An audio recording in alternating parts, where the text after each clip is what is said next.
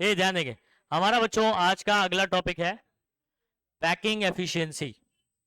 ये packing efficiency क्या होता है? ये आपको एक परसेंटेज बताएगा जिससे आपको पता चलेगा कि कितना परसेंट पैक्ड है और कितना परसेंट खाली है। कितना परसेंट? अगर मैं बोलूं 100% में से 76% भरा हुआ है तो खाली कितना होगा? या 74 बोल देता हूं, वो नंबर आने वाला है इसलिए ऐसे यूज कर रहा हूं। 74% अगर क्या है, भरा है, तो खाली कितना होगा? बराबर। समझ आ रहा है क्या? 36 कौन बोल रहा है रे? अच्छा, अगर मैं आपसे बोलूं 50% भरा है तो खाली कितना होगा? 50% होगा। समझ पा रहे हो? तो हम लोग यही बात करने वाले हैं। सबसे पहले हम लोग बात करेंगे सिंपल क्यूबिक यूनिट सेल की, फिर आप बात करेंगे BCC body centred unit cell की, बॉडी सेंटर्ड क्यूबिक, और तीसरा हम लोग बात करेंगे एफसीसी यानी face centred cubic, face centred unit cell. Okay, अच्छा सुनेंगे बात को। नंबर ऑफ पार्टिकल हर एक बच्चे को याद होना चाहिए। सिंपल क्यूबिक दिखता कैसा है सबको आना चाहिए, ठीक है? और उसके बाद बॉडी सेंटर्ड क्या क्या होता है, कैसे होता है, ये आपको आना चाहिए। और उसके बाद एफसीसी। अगर इतना आता होगा तो ये कहानी समझ आएगी। क्या आपको समझ आता है? एक क्यूब है, सिंपल क्यूबिक कैसा होता है? कॉर्नर कॉर्नर पे एटम्स होते हैं। कहां होते हैं एटम्स? अच्छा, बॉडी सेंटर्ड कैसा होता है? कॉर्नर पे तो रहेगा ही, वो तो फिक्स्ड है। इसके अलावा बॉडी के सेंटर में होगा, क्यूब के एक सेंटर में होगा। चलो इसके अलावा और बताइए, एफसीसी कैसा दिखता है? कॉर्नर पे तो रहेगा ही, वो तो नो डाउट वो रहने वाला है। उसके अलावा फेसेस के कितने फेसेस होते हैं? 6 फेस होते हैं यार, 6 फेसेस। काउंट करना है, क्यूब है, क्लासरूम देख लो। 6 फेसेस होते हैं और पूरे 6 के 6 फेस के सेंटर में होगा। अच्छा अभी आगे सुनो।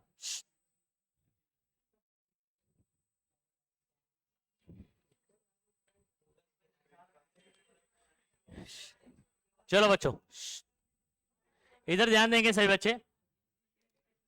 पैकिंग एफिशिएंसी का ये फॉर्मूला देख रहे हो सभी बच्चे? हाँ, ये परसेंटेज आप कैसे निकालते हो? परसेंटेज कैसे निकालते हो? आपके मार्क्स, मान लो आपको अभी 10 मार्क का टेस्ट हो रहा है, तो आपको मान लो 8 मार्क्स मिला। मैं आपको मार्क्स कैसे लिख के देता हूं बताओ? मान लो 8 मिला, 8 लिखेंगे और अपॉन में क्या लिखेंगे? तो नीचे टोटल होता है और ऊपर जितना मिला। अगर इसी का परसेंट करना है तो इंटू 100 कर दूंगा, 80% आ जाएगा। तो परसेंटेज निकालने का तरीका बहुत सिंपल है। वॉल्यूम का परसेंट बात करना है मुझे। अगर पैकिंग एफिशिएंसी की बात करनी है तो मैं वॉल्यूम की बात करूंगा। किसकी बात करूंगा? कितना वॉल्यूम भरा है और अपॉन में टोटल वॉल्यूम। ठीक है, तो पैकिंग एफिशिएंसी का फॉर्मूला क्या है? बहुत ही सिंपल है, volume occupied by particle in unit cell divide by total volume of unit cell into क्या कर दूंगा? तो परसेंटेज बन गया। तो पैकिंग एफिशिएंसी क्या हो गया फॉर्मूला? सभी बच्चे बताओ किसका रेशो है ये? ठीक है, या परसेंट ऑफ बोलेंगे। देखो packing efficiency is the fraction है, ये रेशो है ना, फ्रैक्शन बोलते हैं। क्या बोलते हैं इसको? तो फ्रैक्शन और percentage of total space occupied by the sphere. नहीं समझा?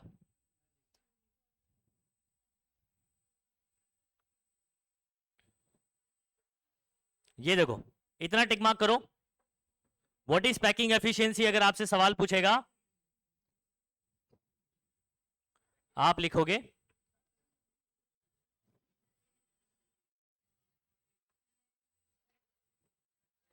ये लिखोगे और ये फॉर्मूला लिख दोगे। ये क्या लिख दोगे? फॉर्मूला। चलिए डन। क्या बोलेंगे बच्चों? आप ऐसे बोल सकते हैं fraction of volume occupied by the particle in unit cell, या ठीक है percentage of total space occupied by the particles. क्या बोलेंगे?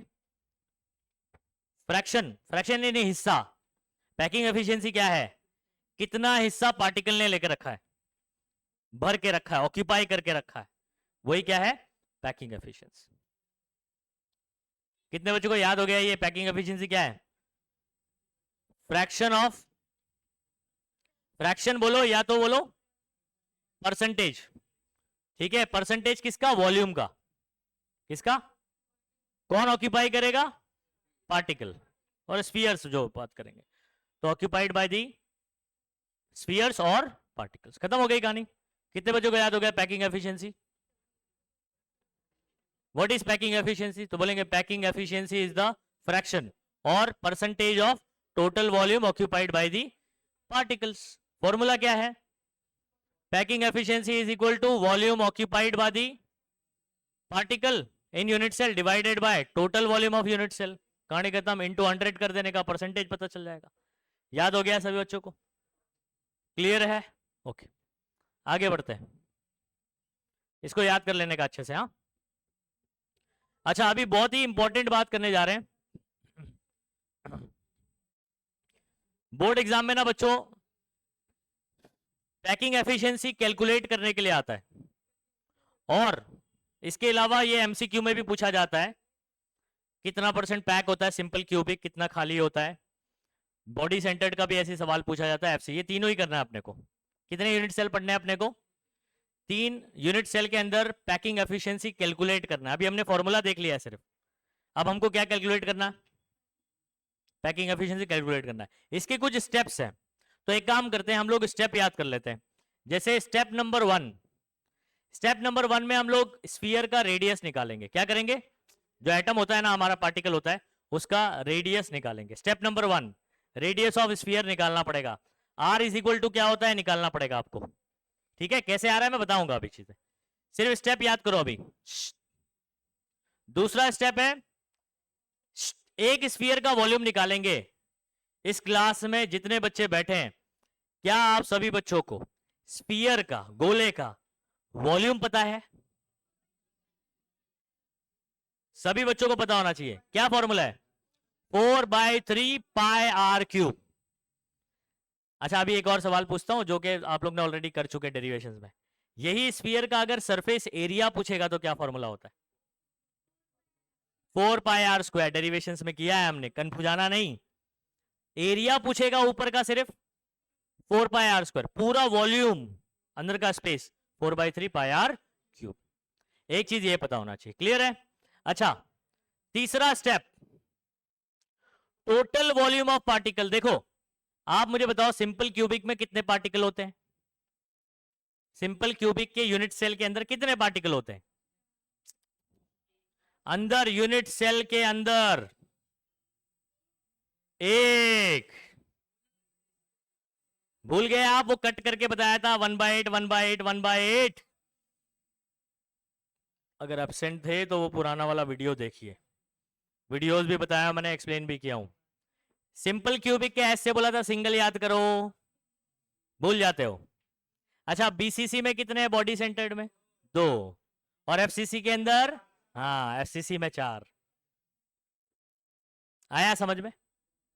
एससी में 1, बीसीसी के अंदर 2। बीसीसी का बी से बाय याद रखने का, एफसीसी के एफ से 4 याद रखने का।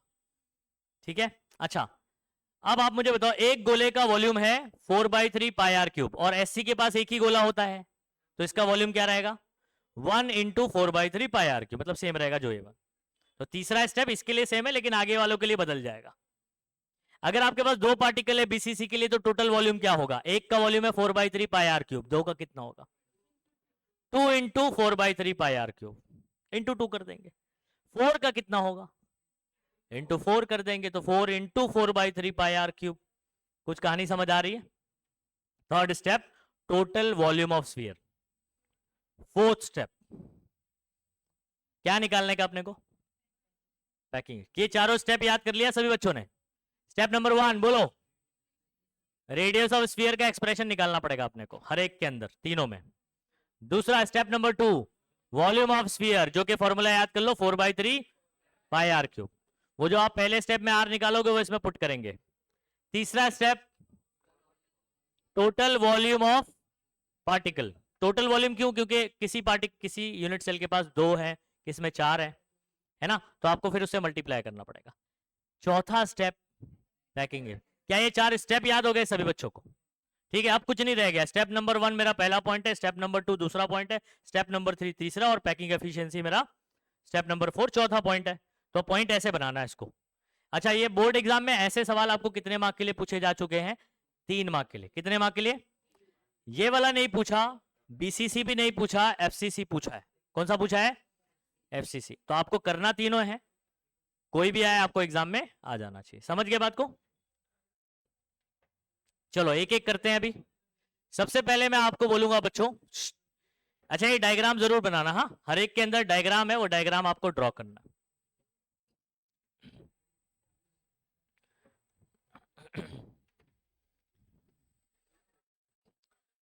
ये आपका एक क्यूब है और ये मान लीजिए आपका कौन सा है? एससी है। अभी कौन सा सॉल्व कर रहे हैं अपन? प्रिमिटिव सेल के बारे में बात कर रहे हैं, सिंपल क्यूबिक के बारे में। एटम्स कहां होंगे? सिर्फ कॉर्नर्स पर। तो ये वाला फेस अगर आप देख रहे रहेंगे तो यहां पर एक एटम दिखेगा, यहां पर दिखाई देगा, यहां दिखाई देगा और यहां दिखाई देगा। इसके अलावा और कोई एटम नहीं है ना?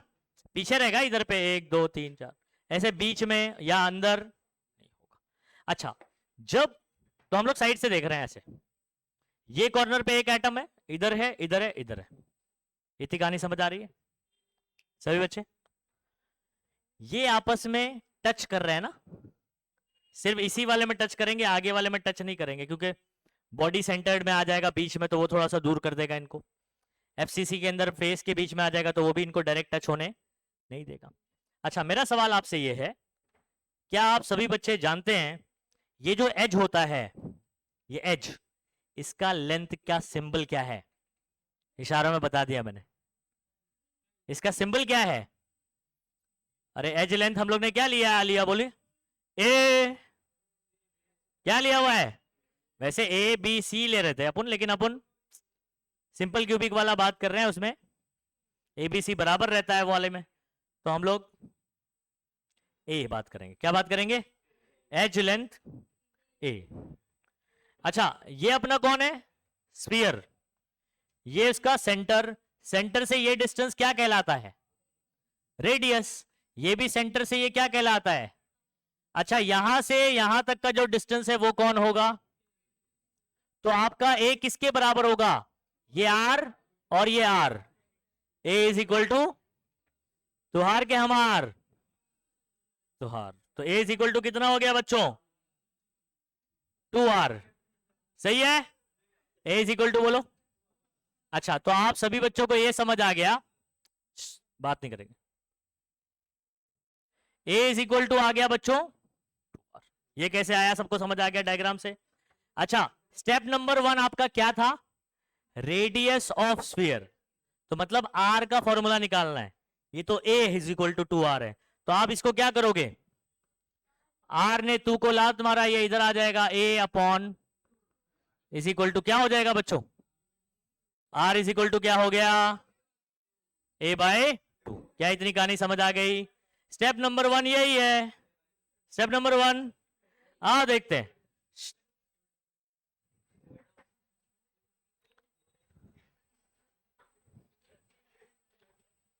ए सुनो, step number 1, radius of sphere. किधर गया तू? बहुत मारूंगा।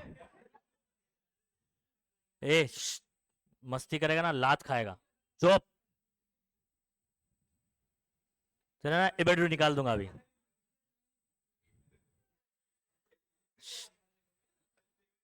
ज्यादा हल्के में मतलब बहुत मारूंगा, बहुत भारी हूं मैं, 80 किलो का हूं।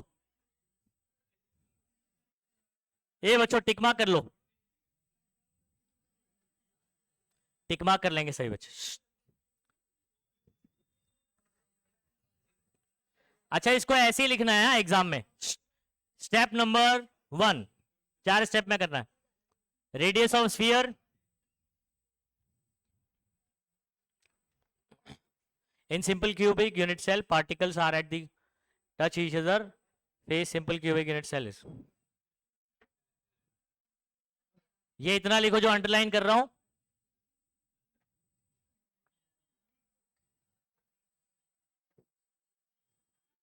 ये लिखने की जरूरत, ए इज इक्वल टू तुहार और आर इज इक्वल टू, इसको नंबर 1 दे दीजिए। क्या बोलोगे इसको?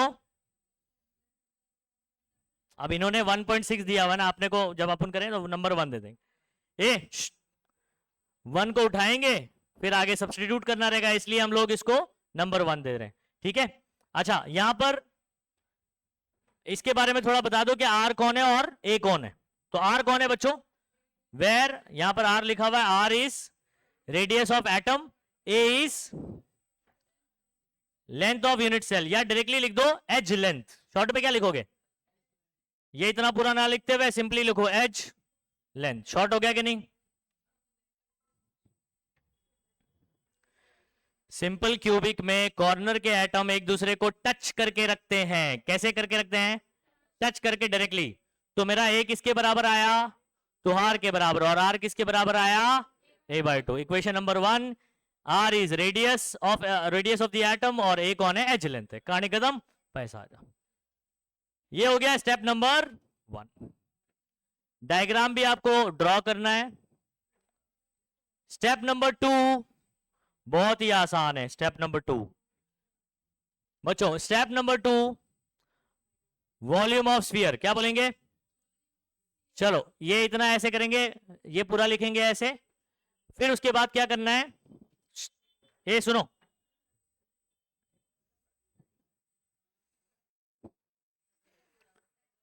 ओके ये देखो इधर क्या लिखना है। डायरेक्टली आप क्या लिख सकते हो,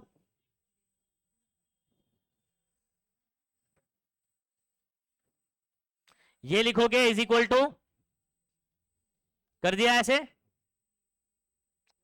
सब्स्टिट्यूट आर फ्रॉम, ये लिखने की जरूरत नहीं है, इसको नहीं लिखने का। ए डायरेक्टली क्या करने का,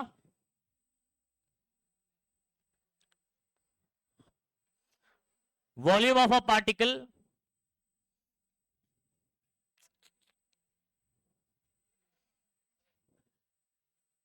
ये इधर देखो मैं क्या कर रहा हूं,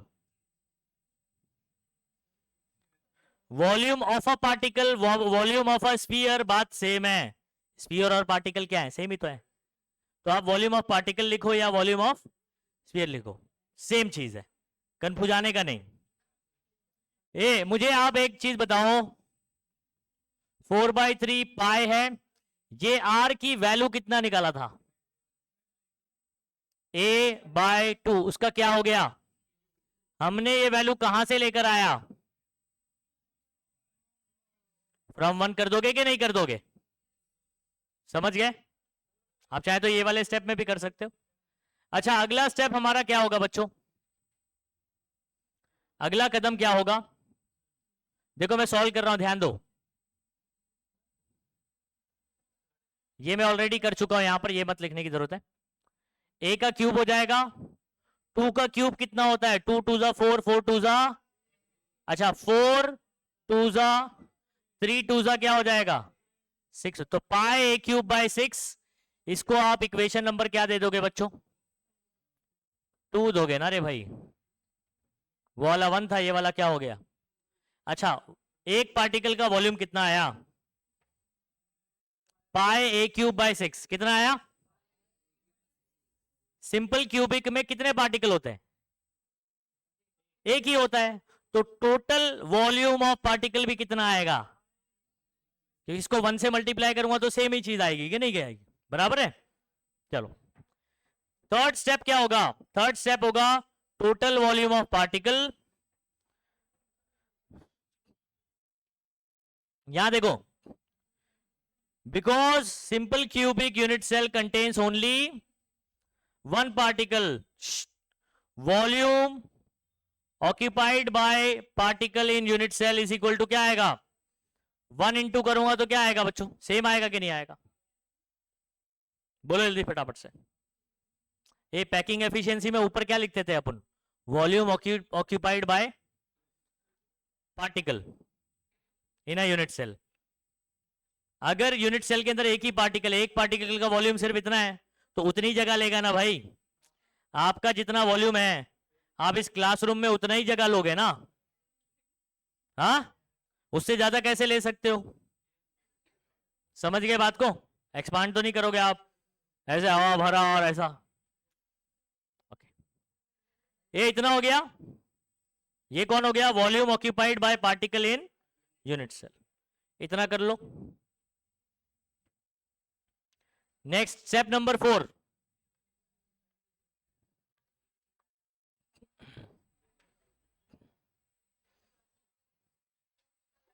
खत्म खत्म।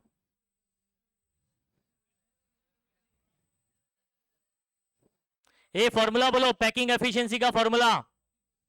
पैकिंग एफिशिएंसी का फॉर्मूला क्या है? Volume occupied by particle in unit cell divide by total volume of unit cell, वही लिखा हुआ है। ये कितना आया था? ये अभी ऊपर निकाला, ये कितना निकला था? पाई क्यूब बाय 6। अच्छा, अगर मैं ये क्यूब बना के दूं और इसका एज बता दूं कि ए है, इसका वॉल्यूम क्या होगा? ए क्यूब। टोटल वॉल्यूम क्या हो गया यूनिट सेल का? अच्छा, क्या होगा बच्चों? इंटू 100 भी करना पड़ेगा ना पैकिंग एफिशिएंसी।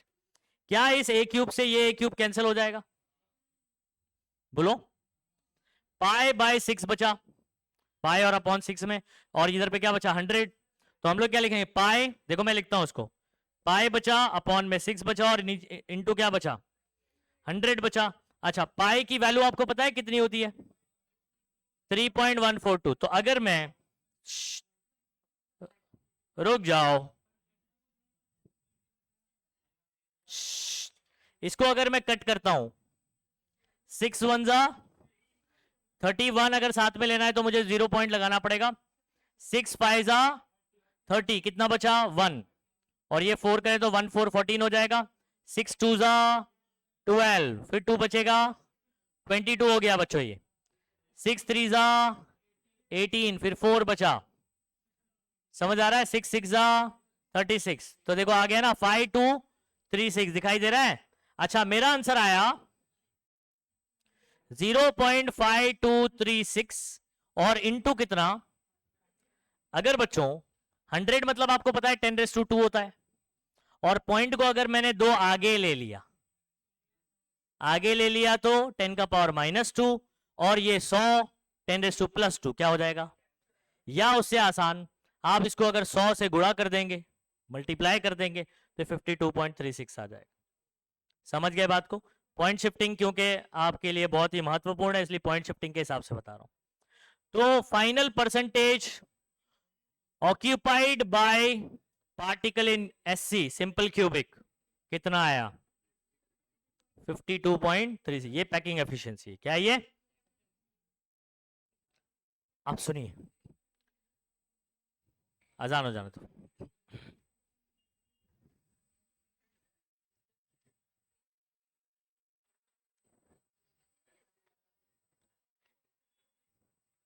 ए, कितने बच्चों को स्टेप याद हो गए?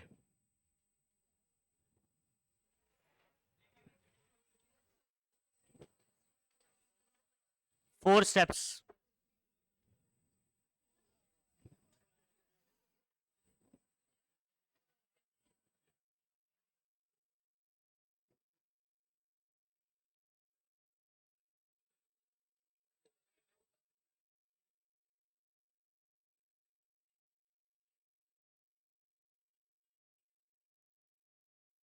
अभी मैं पूछूंगा, देख लो, सारे स्टेप याद करो।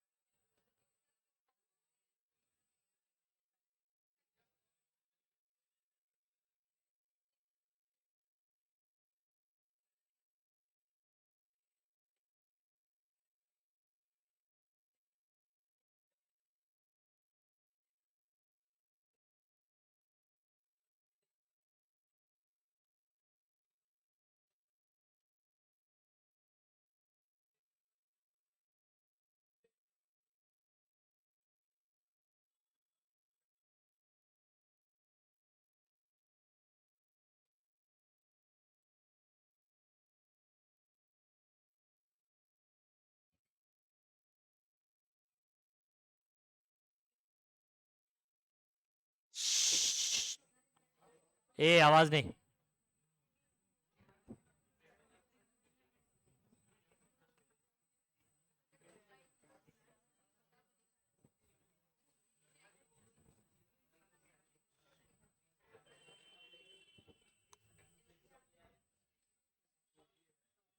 सल्लल्लाहु अलैहि, चलो ये 4 स्टेप बताओ पहले लाइन से।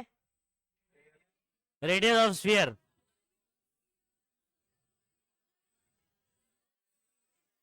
Packing efficiency. ठीक है आयुष बोल जल्दी से, इधर देख 4 स्टेप। हाँ टोटल कहां से आ गया, तीसरा स्टेप टोटल है। वॉल पैकिंग एफिशिएंसी, जुवेरिया बोलिए। बहुत बढ़िया, फातिमा बोलिए। उधर भी स्पीयर बोलिए, कोई दिक्कत नहीं है, ठीक है। और पैकिंग एफिशिएंसी पीछे शादाब, ए आवाज नहीं।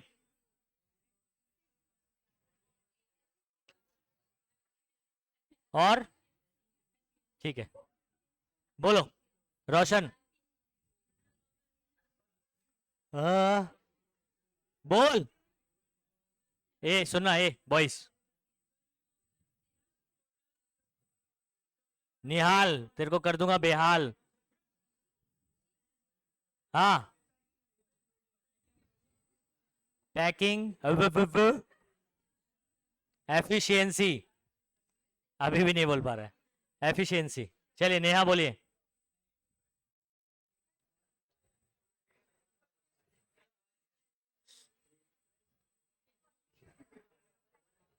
ठीक है बराबर, ए वेरी गुड। चलो नेक्स्ट बख्श।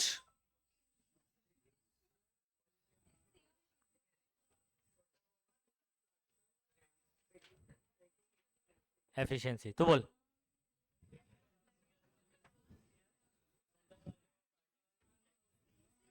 ठीक है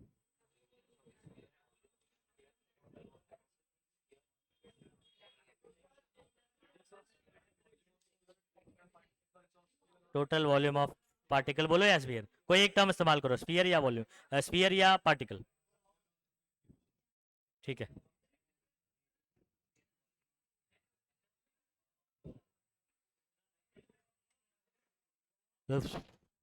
स्फीयर या पार्टिकल बोलना। पैकिंग, पैकिंग करता है कि नहीं, कहीं जाने का रहता है तो।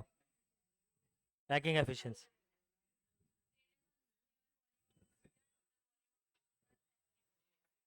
तुमसे हो चुका ना, तुम्हारा हो चुका, बोलो।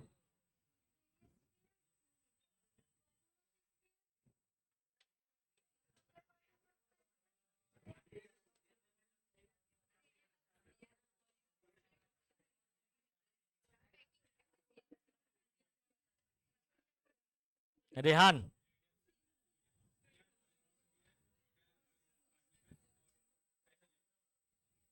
बहुत बढ़िया। अनस, अबे हाँ ठीक है बहुत बढ़िया।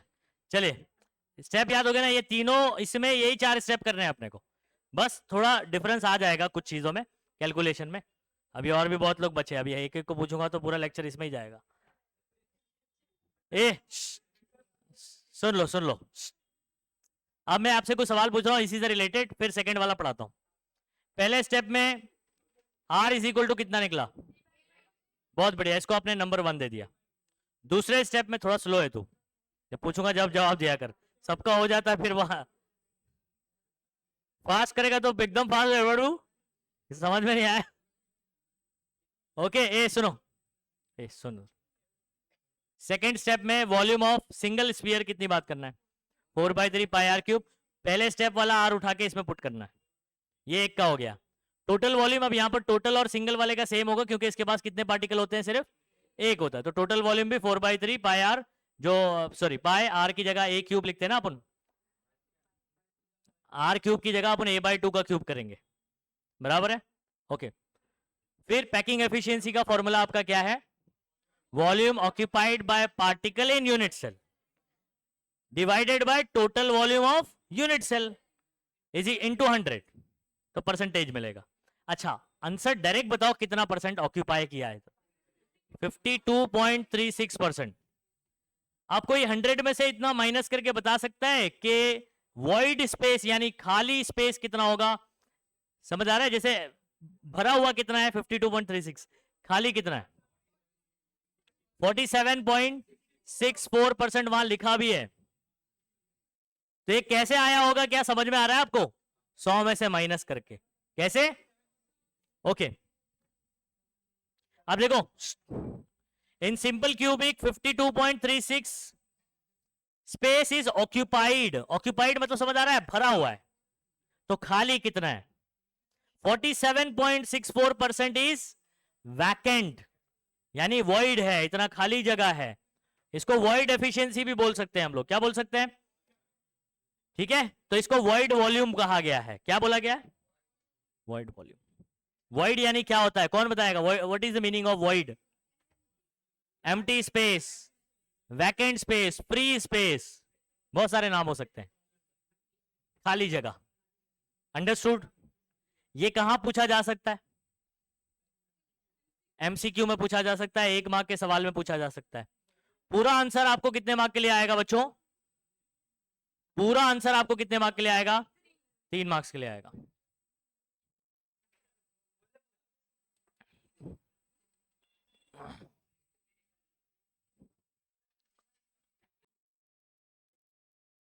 चलो नेक्स्ट, अभी चीजें थोड़ा सा कॉम्प्लिकेटेड होने वाली है।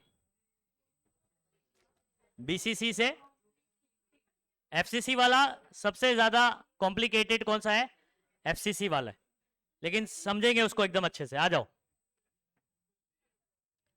इसमें भी कितने स्टेप आपको दिखाई दे रहे हैं? स्टेप नंबर 1, ठीक है, 2, 3 और अगेन 4, वही स्टेप है, लेकिन थोड़ा सा बड़ा दिखाई दे रहा होगा पुराने वाले से, क्योंकि पहले वाले में ना हमको आर एक झटके में मिल गया, ए इज इक्वल टू तुहार था, फिर are is equal to A/2 हो गया। लेकिन यहां पर आर डायरेक्टली अपने को इतना आसानी से मिलेगा। क्यों नहीं मिलेगा? क्योंकि इसका स्ट्रक्चर कुछ ऐसा है बच्चों, सुनिए। ये कैसा है? क्या आप बीसीसी को जानते हैं कैसा होता है?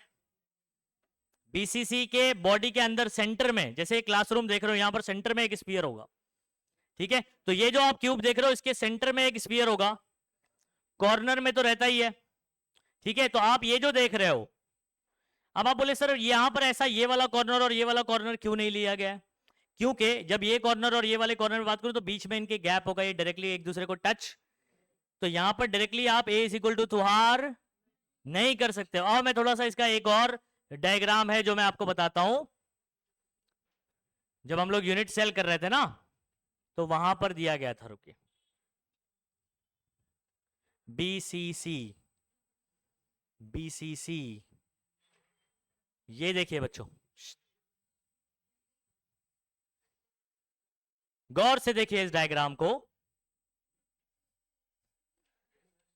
ये कॉर्नर वाला है और ये कॉर्नर वाला है, इनके बीच में देखो ये बॉडी के सेंटर में ये आ गया ना, जिसकी वजह से ये दोनों की दूरियां क्या हो गई? बढ़ गई। तो क्या ये दोनों एक दूसरे को डायरेक्टली टच कर रहे हैं? नहीं कर रहे हैं। तो पुराना वाला concept A is equal to two R यहां पर नहीं लिख सकते हैं। समझ गए बात को? अच्छा, इसके बाजू में देखो सिंपल क्यूबिक है ये देखो ये डायरेक्टली टच कर रहा है ना, तो यहां पर directly A is equal to two R हो सकता है, लेकिन ये वाले केस में ऐसा है कि आप बीच में गैप आ गया, तो ऐसे नहीं कर सकते। इसके लिए दूसरा अप्रोच है। अब दूसरा अप्रोच क्या है? आप कौन से वाले स्फीयर एक दूसरे को डायरेक्टली टच कर रहे हैं? ये वाला इसको टच कर रहा है और ये वाला उस कॉर्नर पे, सुनो बात को, ये वाला स्फीयर, फिर बीच वाला और ये वाला कॉर्नर, यानी ऐसे डायगनली जाना है। जैसे एक क्लासरूम को आप इमेजिन करिए, ये बीच में एक एटम होगा यहां पर, ये कॉर्नर वाला और वो कॉर्नर वाला, ऐसे।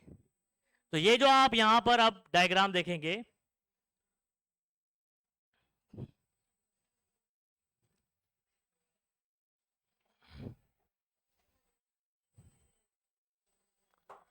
पलक तक चल साथ मेरे, पलक तक चल। अब इस डायग्राम को समझने की कोशिश करें। ये वाला स्फीयर कहां बताया गया है आपको? ये कॉर्नर है, और ये किधर है? ये बॉडी के बीच में है, बॉडी के अंदर है। ये वाला कहां है? ये वाला इस कॉर्नर पे। समझ आया क्या कुछ? ठीक है, अगर मैं ऐसे बताऊं तो देखो ये कुछ, ओके, तो ये अपोजिट, डायगनली अपोजिट पॉइंट है, देखो यहां पर ये क्यूब डायगनल है ये, तो ये ऐसे टच करते हुए जा रहा है। अब सुनिए बात को, मैं इसको ऐसे फिट कर सकता हूं इसके अंदर, ये देखो ऐसे कैसे फिट हुआ है, देख रहे हो, ये वाले कॉर्नर से ये अंदर वाले इधर कॉर्नर में जा रहा है।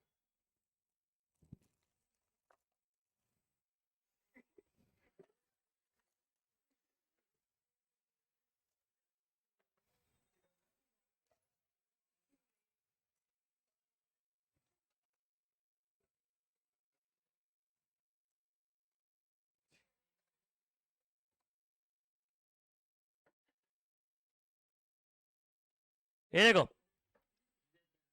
ये देख पा रहे हो, तो इस कॉर्नर से ये वाले कॉर्नर में जा रहा है अंदर, ठीक है, तो बेसिकली इस कॉर्नर से ये ऐसे जा रहा है। अच्छा, ये तीनों जरा गौर से देखना बच्चों, अब आपको ना बहुत ही आसानी से समझ आएगा अगर आप इसको 3 डायमेंशनली इमेजिन कर सकते हो।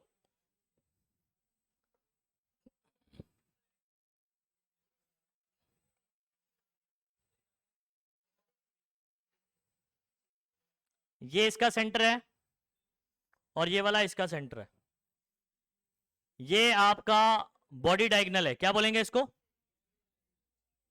क्यूब डायगनल भी बोल सकते हैं, पूरे बॉडी के अंदर से जा रहा है ना डायगनल। अच्छा, यहां से लेकर ये डिस्टेंस कितना होगा, बोलो बोलो। अच्छा, ये पूरा क्या है, डायमीटर है कि नहीं है? तो इसमें ये भी आर होगा और ये भी आर, मतलब ये पूरा कितना होगा, तुहार के हमार, ये पूरा तुहार होगा, ये पूरा क्या होगा? अच्छा, यहां से लेकर यहां तक क्या होगा, आर, तुहार और फिर आर, टोटल कितना हो जाएगा ये, क्या, 4R 4R, कितना हो गया? क्या इतनी कहानी समझ आई?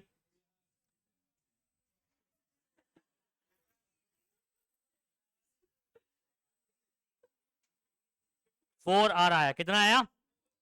अच्छा, मुझे एक बताओ, यहां का 2R और ये R कितना हो गया भाई, 4R हो गया। क्या आपको समझ आ गया? ये बोलो, इतना समझा? अच्छा, अब आगे ही कहानी, अभी तक R निकला, अब ये तो बॉडी डायगनल है जो कि 4R आ रहा है। अब हम लोग बात करते हैं फेस डायगनल की, किसकी बात करते हैं? Face diagonal. अब बहुत आसान है, सुनो, अगर मैं ऐसे एक आपके सामने स्क्वायर बनाऊं, क्या बनाया बच्चों, स्क्वायर बनाता हूं और एक लाइन ये ड्रॉ करता हूं, मैं बोलता हूं ये ए है, ये ए है, ये बताओ कितना होगा? हाँ, वेरी गुड, पाइथा लगाओगे, वेरी गुड, बहुत बढ़िया। जब आप इसमें पाइथागोरस लगाओगे तो ये आ जाएगा √2a, कितना आ जाएगा करके बताऊं? इसको ले लो a, एक काम करता हूं मैं ये वाला ट्रायंगल ले रहा हूं, देखो D E और F, क्या ले रहा हूं, ये जो है ना ऐसा है ना, मैं इसको ऐसे कर देता हूं, तो देखो आपको समझ में आ जाएगा, रुको, ये D, सॉरी, ये D, ये E और ये F, कुछ समझो, ये जो इसका बेस है ना, ये इसका ये जो बेस है ना, ये जो है ना, मैं आपके सामने ऐसे खड़ा कर दे रहा हूं, ये जो बेस है इसको ऐसे खड़ा कर देता हूं, तो ये स्क्वायर ऐसे दिखाई देगा कि नहीं? ये इसको आपके सामने ऐसे कर दूं, सामने रख दूं, तो ये स्क्वायर दिखाई देगा कि नहीं दिखाई देगा? तो आप समझो ये लेटा हुआ है, इसको आपने ऐसे खड़ा कर दिया, देखो ये नाम देखो E, ये क्या हो गया D, और ये देख रहे हो F, इतनी कहानी समझ आई? अच्छा, अगर आप गौर से देखोगे, ये क्यूब का क्या है, एज, क्यूब का क्या है, ये पीछे जो लाइन जा रही है वो क्या है, एज है, ठीक है, ये भी एज है, एक मिनट सॉरी, ये भी एज है, और ये जो पीछे आप देख रहे हो ये भी क्या है, एज है। तो एज लेंथ मतलब ये, इसकी वैल्यू होगी a, इसकी वैल्यू होगी a, ये कितना आएगा? तो इसमें मैं पाइथागोरस लगाता हूं, यूजिंग पाइथागोरस डायरेक्ट बता सकते हो, एफ डी स्क्वायर, बोलो बोलो, is equal to F E square plus E D square. अच्छा, एफ ई की वैल्यू है a, तो a square, A square, A square plus A square, इधर पे कौन है, स्क्वायर उधर गया तो रूट, तो ये √2 हो गया, और ए स्क्वायर का रूट क्या होगा सिर्फ, तो एफ डी कितना आया, क्या इतनी बात समझ में आई? तो आप ये जो लाइन देख रहे हो ये एफ डी, ये आया √2 ए। अब इस क्यूब के अंदर मुझे कितनी चीजें पता है, जरा गौर से देखिए कितनी। मुझे अभी तक आर मिला नहीं है, अभी तक हमको आर नहीं मिला है, लेकिन हम अब कोशिश कर रहे हैं उसको निकालने की। तो मैंने दो चीज अभी निकाला, एक तो ये डायरेक्टली ऐड होके आ गया, ये वाला वैल्यू कैसे आया, पाइथागोरस लगा के। अब मुझे ए और आर का रिलेशन निकालना है। मैं आपसे सवाल पूछता हूं, ए एफ कितना है आपका, ए एफ 4R, आपका एफ डी कितना आया? आप सुनिए, मैं देखो ये लाइन ऐसे ड्रॉ करके बता रहा हूं आपको। ये कौन है, ए से लेकर एफ तक ऐसे जा रहा है, ये कौन है, ए एफ, ठीक है। और जरा वो पेंसिल देना मुझे। ये आप देख रहे हो यहां से लेकर ऐसे जा रहा है, ये कौन है, डी एफ, कौन है ये, तो ये आपका ए एफ है। ये आपका कौन है, एक काम करता हूं इसको ऐसे ले लेता हूं, ये आपका ए एफ है, और ये आपका कौन है, एफ डी है, कौन है। और ये ऊपर से नीचे उतरता हुआ ये कौन है, एडी है, कौन है, कुछ समझ पा रहे हो? देखो ये वाला ट्रायंगल, ये और ये ट्रायंगल देख रहे हो क्या, ये 90 एंगल है। हाँ दिख नहीं रहा होगा आपको, लेकिन इधर देखो आपको समझ में आएगा। ये कौन है आपका, ए से लेकर एफ, और ये कौन है आपका, एफ डी, और यहां से ऊपर से नीचे एक लाइन उतर रही है, एडी, कौन सी। अगर ये ट्रायंगल ये ऐसा है, अभी इसको अगर मैं ऐसे कर दूं तो आपको क्या ये 90 दिखाई दे रहा है इधर पे, यहां पर, इधर पे ये 90 है, ठीक है। तो अब इस ट्रायंगल को देखो, मैं थोड़ा सा और दूसरे कलर से भी हाईलाइट करता हूं।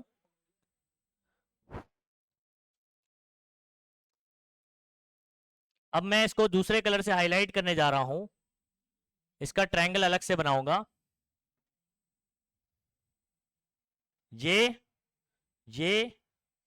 और ये ट्रायंगल है, जिसको हम लोग अलग से ड्रॉ करते हैं। आपके सामने मैं इस ट्रायंगल को ऐसे ड्रॉ करता हूं, ये आपका ए है, ये आपका एफ है, और ये आपका, ठीक है, ए डी एफ।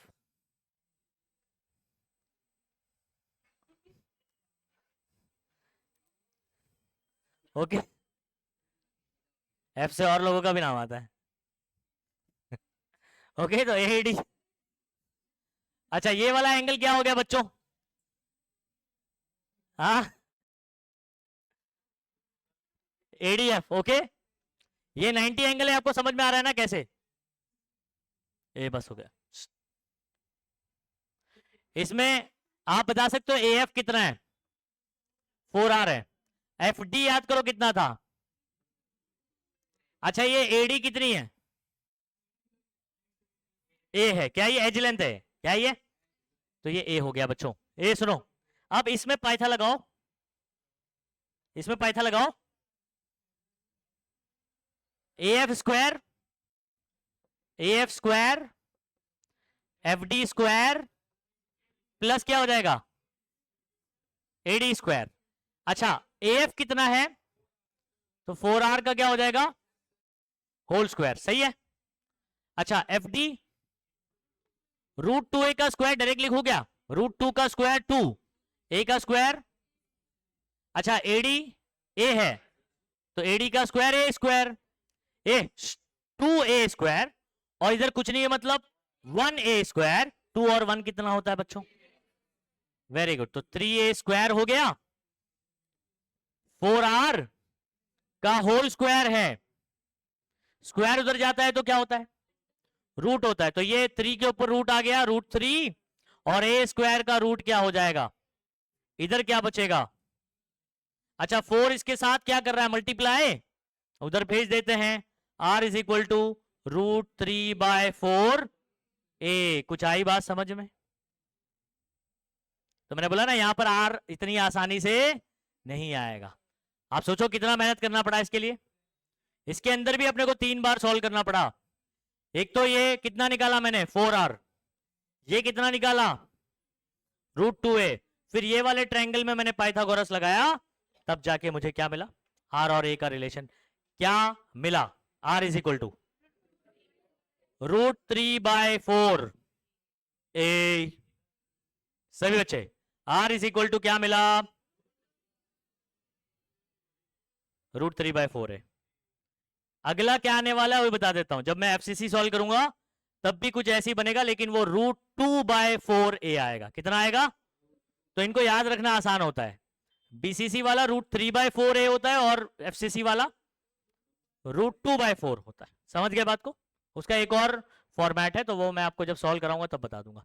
क्या इतनी कहानी समझ आई सभी बच्चों को? अच्छा, ये सब स्टेप सॉल्व किया हुआ है, मैं टिक मार्क करवाऊंगा, लेकिन ना डायग्राम में चीजें स्पेसिफाई नहीं किया है, तो आप डायग्राम में इसको कर लीजिए, जैसे आर आर टू आर ये सब लिखो। डायग्राम में जितनी चीजें मैंने एक्सप्लेन किया उसको लिखो सभी बच्चे। ये सब लिखने की जरूरत नहीं है, ये पूरा स्टेप सब आने वाला है अभी। मैं क्या डायग्राम में ही एक्सप्लेन कर देना चाह रहा था, तो इसलिए मैंने सारी चीज बता दिया। डायग्राम में जो चीज मैंने बताया उसको नोट करो, बाकी पॉइंट में मैं टिक मार्क करा दूंगा। सिर्फ डायग्राम में जो चीज लिखा है मैंने वो लिखो जल्दी से।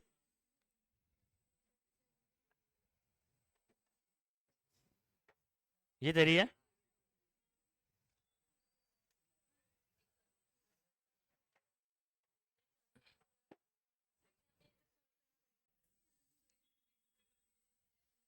आर और ए का रिलेशन पूछूंगा, are is equal to √3/4a।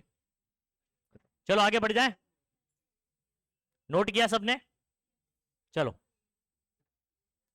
ये सब नहीं लिखने का था रे, आ जाओ इधर देखो, सब अभी पॉइंट सब क्लियर होता है। देखो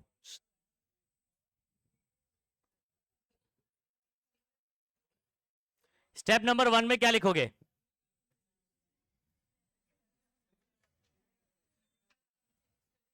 ए सुनो, स्टेप नंबर 1 में लिखोगे in BCC unit cell particle क्या ऑक्यूपाई करते हैं, कॉर्नर वाले, in addition 1 particle is at the centre of the cube. हो गया इतना, बीसीसी में इतना, ये पॉइंट पहले भी याद कर चुके हो। ये बीसीसी में क्या होता है, कॉर्नर के पार्टिकल होते हैं in addition 1 particle at the centre of the cube, है ना? ओके, फिर उसके बाद ये सब कुछ लिखने की जरूरत नहीं है, हाँ ये लिख लेते चलो।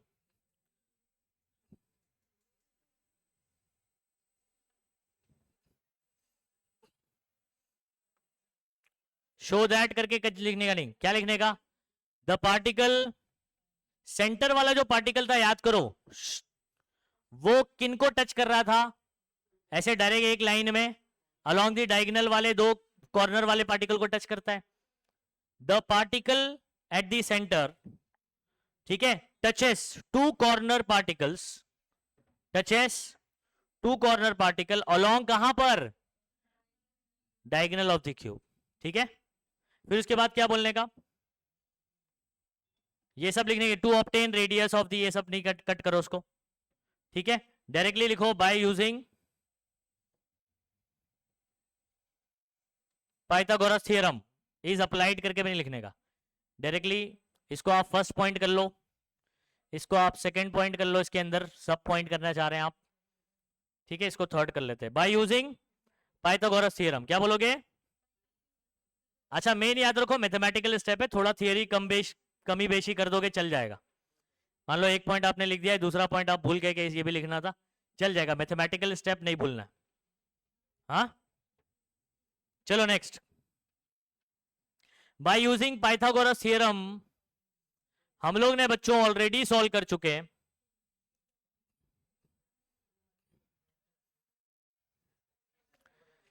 ये स्टेप देखो, F D square is equal to F E square plus E D square कर चुके थे, कितना आया था 2a स्क्वायर, और एफ डी स्क्वायर उधर गया तो क्या आ जाएगा, तो यहां पर ना आप क्या करो, अच्छा इन्होंने क्या किया पता है, एफ डी नहीं निकाला, एफ डी स्क्वायर ही रहने दिया, क्या रहने दिया, एफ डी स्क्वायर। तो फॉर ट्राइंगल या इन ट्राइंगल बोल सकते हैं, मैथ्स में हम लोग लिखते हैं ना in triangle F E D, क्या बोलेंगे? In triangle F E D, Pythagoras लगाया, एफ ई की जगह ए, ई डी की जगह ए, 2a स्क्वायर आ गया। कितना आ गया? इसको आप पुट कर दो बच्चों, आप इसको 1 दे सकते हो, वैसे एक काम करो मत दो, ऐसे ही रहने दो, ठीक है? मैं उसको √2a नहीं बना रहा, क्या बना रहा? 2a स्क्वायर ही रहने दे रहा हूं। क्या रहने दे रहा हूं? क्यों, मैं आपको बताता हूं उसका रीजन। उसके बाद इन ट्राइंगल, आप दूसरा कौन सा ट्राइंगल लगे याद है? ए एफ डी, जो ऐसे निकाला था क्रॉस में, ए एफ डी, ठीक है? या आप 90 एंगल है ये बता सकते हो। ये क्या था बच्चों? A F square plus A D square plus F D square. आपको पता है ए डी कितना था? ए था ना, ए स्क्वायर। एफ डी स्क्वायर कितना है जरा देखो, तो इसकी जगह पर 2a स्क्वायर, 1a स्क्वायर और 2a स्क्वायर कितना हो जाएगा? 3a square. और ये ए एफ का स्क्वायर उधर गया तो क्या हो जाएगा? आ गया √3a। क्या आ गया? मार्क करते जा रहे हो, मार्क करते जा रहे हो।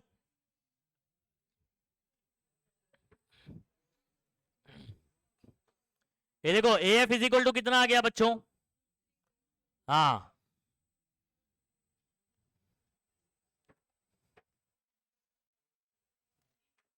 चलो ए एफ आ गया बच्चों हमारे पास, √3a। अच्छा, ऑल्सो इसको लिखना फ्रॉम द फिगर, या फिगर शोज दैट, ऐसे करके लिख सकते हैं। इसको कट करो, ऐसे नहीं लिखना, फ्रॉम द डायग्राम, और फिगर भी लिख सकते हो आप। फ्रॉम द डायग्राम, क्या आपको पता नहीं था ए एफ किसके बराबर है? 4r के बराबर है। ए एफ हमने कितना निकाला? अरे बोलो ना। और A F also equals to 4r। तो हम लोग क्या करेंगे, दोनों बराबर कर देंगे। ए एफ की जगह पर इसको उठाएंगे और इसमें पुट कर देंगे। ये कितना है? √3a। और ये 4 इसके साथ मल्टीप्लाई कर रहा है, इधर आ जाएगा तो क्या बनेगा? नहीं समझे? देखो पहले भी मैंने एक मेथड थोड़ा सा डिफरेंट है इसके अंदर। ए एफ हम लोग ने कैलकुलेट किया, कितना आया था? एक काम करो ना बच्चों, रुको,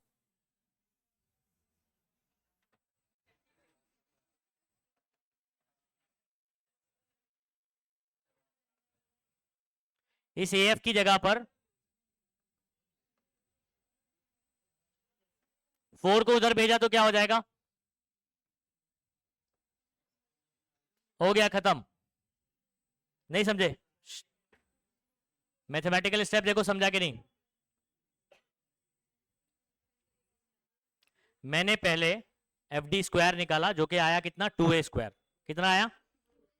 फिर मैंने ए एफ स्क्वायर सॉल्व किया, जो कि अपना कितना आ रहा था? 3a स्क्वायर आ रहा था। ए एफ निकाला तो कितना हो गया? √3a। A F also equals to, याद करो डायग्राम में जब मैंने बताया था, 4r। तो मैंने ए एफ की जगह क्या कर दिया, since A F is equal to 4r, और फिर 4 को यहां भेज दिया, आ गया, सॉल्व हो गया। ठीक है, तो इन्होंने जैसे सॉल्व किया ऐसे करने की जरूरत, ये पूरा सब्स्टिट्यूशन वाला करने की जरूरत नहीं, ये कट कर दो, यहां पर हो गया हमारा सॉल्व। अच्छा, इसको नंबर दे दूंगा मैं 1। आर और ए का रिलेशन आ चुका है, इक्वेशन क्या देंगे बच्चों? 1 नंबर। ये स्टेप समझ आया? बाद में जब आप नोट्स बनाओगे तो और अच्छे से कर पाओगे उसको। ठीक है, नोट्स बनाना है अपना खुद का हैंड रिटन। अगला करें। ए वॉल्यूम ऑफ स्फीयर क्या होता है? 4/3 पाई आर क्यूब। लिखे। सेकेंड स्टेप,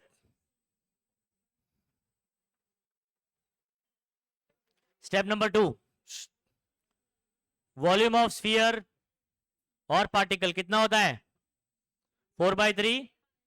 अच्छा, इक्वेशन नंबर 1 को उठाओ और इधर पे पुट कर दो। क्या बोलोगे? क्या बोलोगे भैया?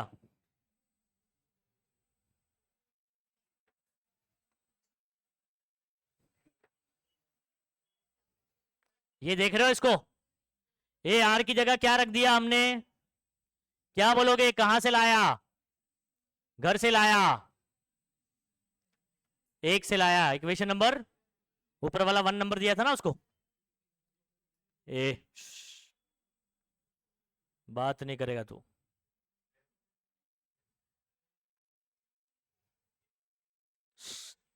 4/3 पाए, एक तो लंगड़ा है हो गया है, लेकिन ना मस्ती नहीं जा रही है।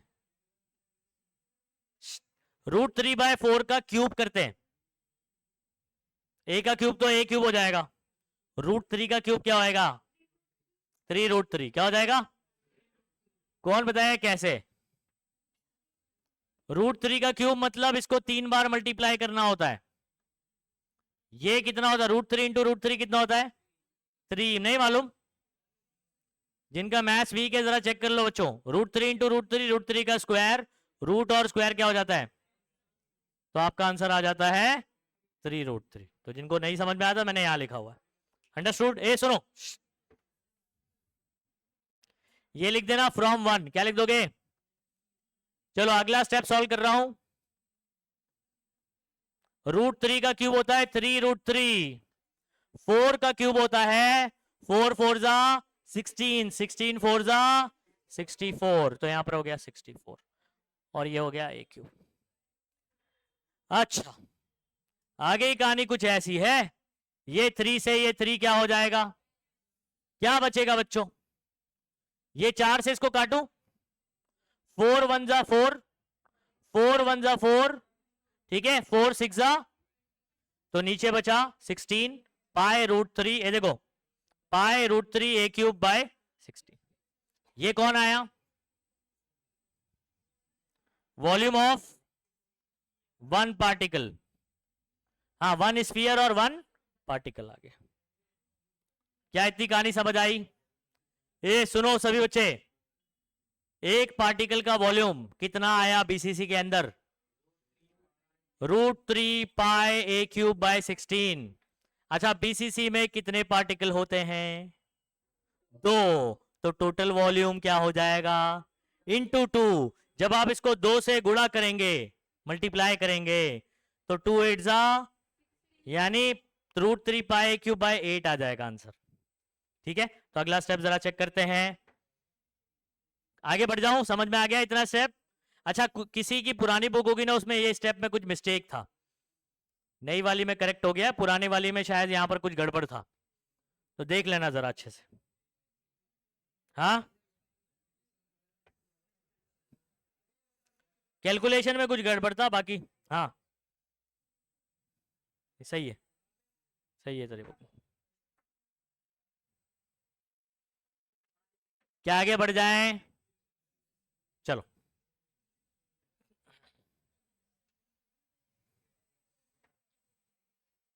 अच्छा अब कितने बच्चों को ये स्टेप समझ आ रहा है, क्या कर रहे हैं यहां पर लोग स्टेप 3 में, total volume of particle.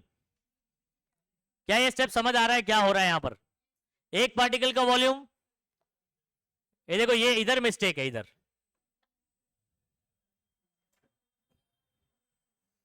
This is the mistake. ये एक का वॉल्यूम कितना निकाला ऊपर हम लोग ने, √3 पाई ए क्यूब बाय 16 निकाला ना, 2 का कितना होगा इंटू 2, इंटू क्या हो गया, तो आपका टिक मार्क पूरा करना है, ये पूरा लिखना है। BCC contain 2 particle, hence volume of occupied by the particle in BCC unit cell is equal to 2 into this, 2 से इसको काटो, ये सही है, ये स्टेप सही है, यहां पर एक 2 एक्स्ट्रा कर दिया इन्होंने। ठीक है, तो किसी की बुक में, सभी की बुक में ऐसा है, हाँ तो ये एक्स्ट्रा 2 को कट कर दो। देख लो बच्चों, एक्स्ट्रा 2 यहां पर 2 बार 2 लिख दिया, तो एक 2 को कट कर दो, ये गलत है, अंडरस्टूड। चलो इसको कितना नंबर दे दें, उसको 2 दे देना, इसको क्या कर देना 3 दे देना, इसको भी अपन आगे यूटिलाइज करेंगे। ये कितने का, अब आप सुनो, total volume occupied by particle कितना आया, √3 पाई ए क्यूब बाय 8। निहाल बोल, टोटल वॉल्यूम कितना आया, वॉल्यूम ऑक्यूपाइड बाय पार्टिकल,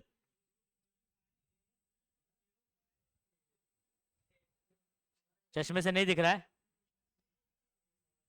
सभी बच्चे? क्या आया वो? Total volume occupied by the particle √3πa³/8। अच्छा, अब चौथा स्टेप आपको मालूम है क्या है क्या चौथा step? Packing efficiency. Volume occupied by particle divide by total volume of unit cell. चलो चलो चलो,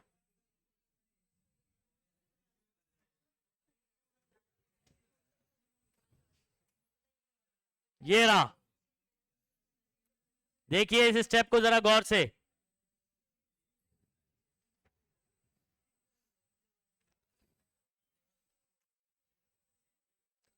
फॉर्मूला लिख देंगे। Step number 4, packing efficiency is equal to volume occupied by particle in unit cell divide by total volume. अच्छा, volume occupied by कितना था? √3πa³/8, जो upon का 8 है नीचे भेज दिया, और डिवाइड बाय टोटल वॉल्यूम ये रहा। समझे? अच्छा, a³ से a³ क्या हो जाएगा? कैंसिल हो जाएगा। जब आप इसको सॉल्व करते हो, √3π/8 को जब आप सॉल्व करते हो तो आपको 0.68 मिलता है। कितना मिलता है? और इंटू 100 कर दूंगा तो 68% हो जाएगा। कितना हो जाएगा? अब आपको पूरा काट के बताने की जरूरत, याद रखो इसमें प्रूफ वाले सवाल के अंदर आपको एग्जैक्टली कट करके नंबर दिखाने की जरूरत नहीं है। आप डायरेक्ट ये स्टेप लिखोगे, उसके बाद आपको मालूम है कि कितना परसेंट निकालने का है। कितना? अभी याद कर लोगे ना? समझ आ रहा है? तो 68% भरा हुआ है, पहले वाले से ज्यादा परसेंट भरा हुआ है। हाँ, तो ये उससे ज्यादा पैक्ड होता है, उससे ज्यादा पैक्ड होता है, क्योंकि ऑक्यूपाइड क्या नाम है, एफिशिएंसी कितना है? पैकिंग एफिशिएंसी 68% भरा है, तो खाली कितना है? 32 ना? 32% क्या हो जाएगा बच्चों? हाँ, ये देखो क्या लिखा है, 68% बीसीसी ऑक्यूपाइड है, भरा हुआ है। खाली कितना है? 32% एम्प्टी स्पेस है, या वॉइड वॉल्यूम भी कहा जाता है। क्या इतनी कहानी समझ आई सभी बच्चों को? हमने एससी कर लिया, बीसीसी कर लिया। एससी में आपका ऑक्यूपाइड वॉल्यूम या पैकिंग एफिशिएंसी कितना आया था? 52.36%। और खाली वाला कितना आया था? 47.64%। कितना आया? बीसीसी के अंदर भरा हुआ स्पेस का वॉल्यूम परसेंटेज कितना आया? ऑक्यूपाइड 68%, और खाली कितना आया? 32%। कुछ कहानी समझ आ रही है? 3-3 मार्क के सवाल है, 3 मार्क 4 मार्क में पूछे जा सकते हैं। इसमें पैकिंग एफिशिएंसी कैलकुलेट करने के लिए पूछेगा सवाल। अंडरस्टूड बच्चों? आगे बढ़ते हैं।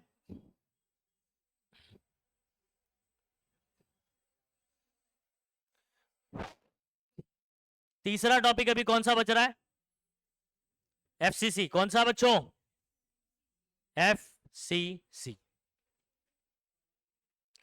अब एफसीसी जब भी बात होगी तो पहले तो आपको उसका स्ट्रक्चर समझ में आना चाहिए। क्या समझ में आना चाहिए? उसका स्ट्रक्चर। उसका स्ट्रक्चर क्या होता है? कॉर्नर पे पार्टिकल्स होते हैं, और कहां होते हैं? फेस के सेंटर में होते हैं। किधर पे बच्चों? फेस के सेंटर में। ठीक है, तो यहां पर अगर आपको ए और आर पहला स्टेप करना है, आ जाओ डायग्राम देखते हैं। इस डायग्राम को अगर आप गौर से देखोगे, दूसरा क्यूब किधर गया? घर पे लेके जाएगा। यहां कॉर्नर पे होगा, सब कॉर्नर पे प्रेजेंट रहेगा, और क्या होगा? फेस के सेंटर में, बीच में रहेगा, है ना? तो ये वाला इससे टच होगा और ये वाला इससे टच होगा। तो ये जो डायग्राम आप देख रहे हो, ये कॉर्नर ये रहा, और ये वाला कॉर्नर ये, मतलब सामने ये फेस पर ही है। कहां पर है? तो बॉडी के अंदर से नहीं जा रहे, बीसीसी के लिए बॉडी के अंदर से जा रहे थे, बॉडी डायगोनल की बात चल रही थी। यहां पर बता सकते हैं ये वाले डायगोनल का नाम क्या होगा? इस डायगोनल का नाम क्या होगा इसका? ये क्या है? What is this?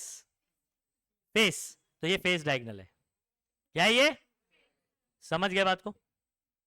Face diagonal समझ आया? अच्छा, अब एफसीसी के अंदर क्या होता है,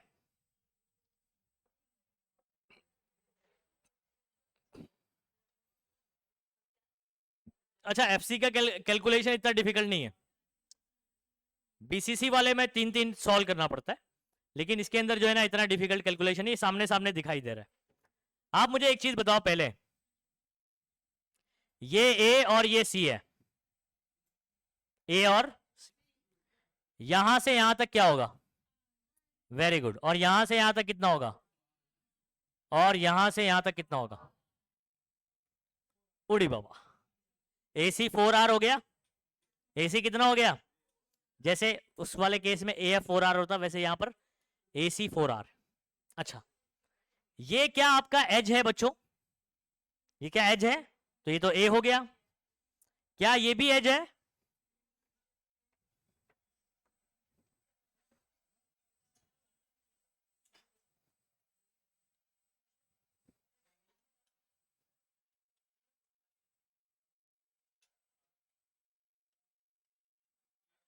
ये आपको राइट एंगल ट्रायंगल दिखाई दे रहा है, ADC, थोड़ी सी कैसी है ये, ADC है, कैसी है, अब इसमें ये 90 एंगल है, मैंने बता दिया ये A है, ये भी क्या है, और ये पूरा कितना है, इसमें पैथा लगा देते हैं, क्या लगा देते हैं, तो हम लोग यहां पर अगर ये वाला बहुत आसान है, इन ट्रायंगल ADC, ठीक है, आप लिख सकते हो ये वाला एंगल 90 है, वैसे डायरेक्टली यूजिंग पाइथागोरस, ये बोलो बच्चों AC स्क्वायर करूं, AC का स्क्वायर AD का स्क्वायर प्लस DC का स्क्वायर, AD कितनी है आपकी, A है, किसको किसको काउंट करके बोल रहा है, 2 है, AD आपका A ही है, तो A स्क्वायर DC भी, अच्छा AC किसके बराबर है, 4R, AC किसके बराबर है, तो AC की जगह मैं लिख सकता हूं, इसका स्क्वायर हो जाएगा बच्चों, A square plus A square 4R square, square उधर जाएगा तो क्या होगा, तो √2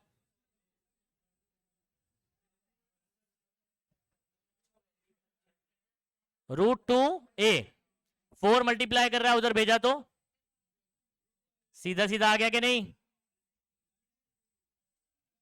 याद करो मैंने क्या बोला था, BCC में R क्या बोला था, √3/4A, और ये कितना आ रहा है, इसका एक और फॉर्मेट हम लोग लिख सकते हैं,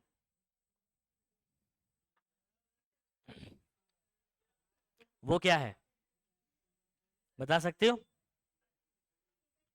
अगर मैं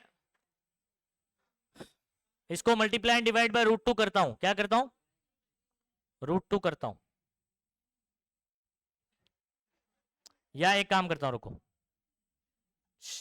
ये इधर सुनो, 4 को आप 2 × 2 लिख सकते हो,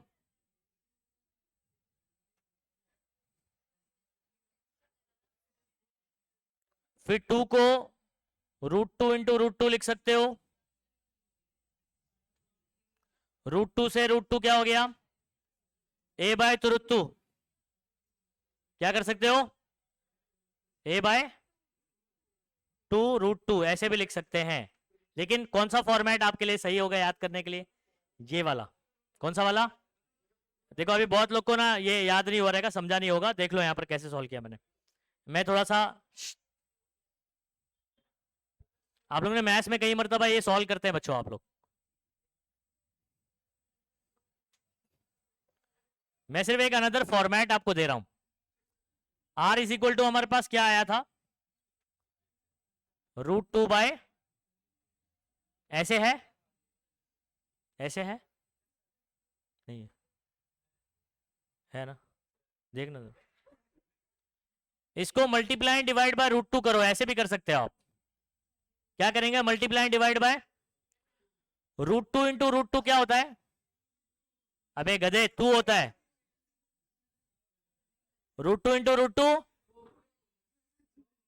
4 इंटू √2 तो 4√2, 2 से इसको काटूंगा,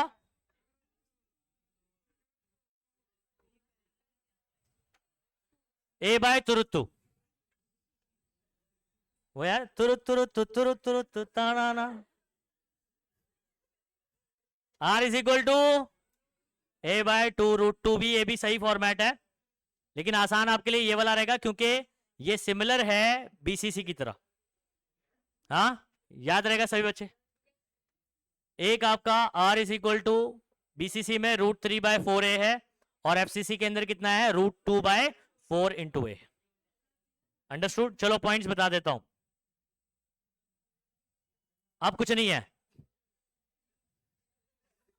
चलो स्टेप नंबर 1,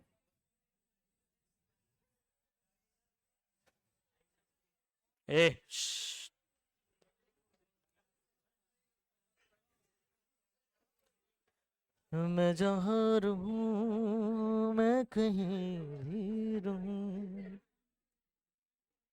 तेरी याद साथ है, किससे कहूं।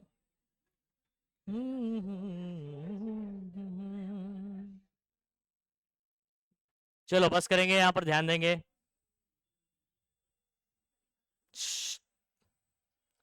अच्छा, थोड़ा सा जो मैंने बताया वो बहुत डायरेक्ट बताया दिया, आप वीडियोस जब देखकर करेंगे तो नोट्स बनाते वक्त वैसा भी कर सकते हैं।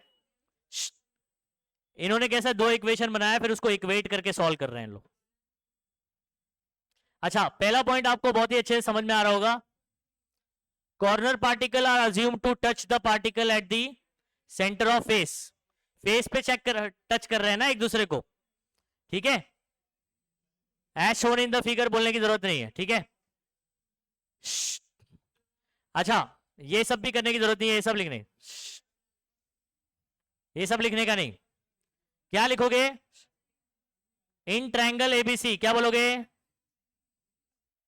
अकॉर्डिंग टू या यूजिंग पाइथागोरस, क्या बोलोगे, पेंसिल से कट करके लिख लो, वहां पर ऐसे बनाना है नोट्स आपको।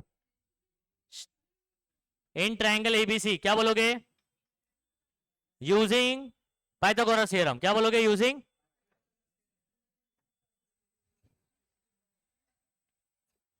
ये लिख दोगे।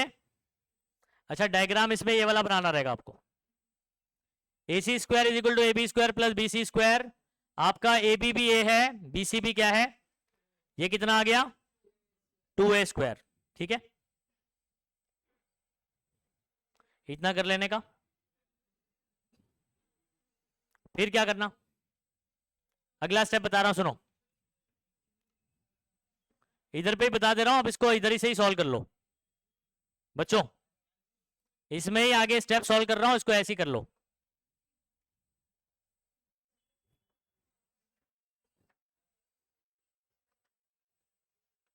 AC स्क्वायर आपका कितना आया बताओ, 2A स्क्वायर आया, कितना आया, डायग्राम से बताओ AC किसके बराबर है, A से C किसके बराबर है, 4R के बराबर है, तो यहां पर लिखने का from diagram AC is equal to, इसकी जगह रखो 4R का स्क्वायर, A स्क्वायर इधर आया तो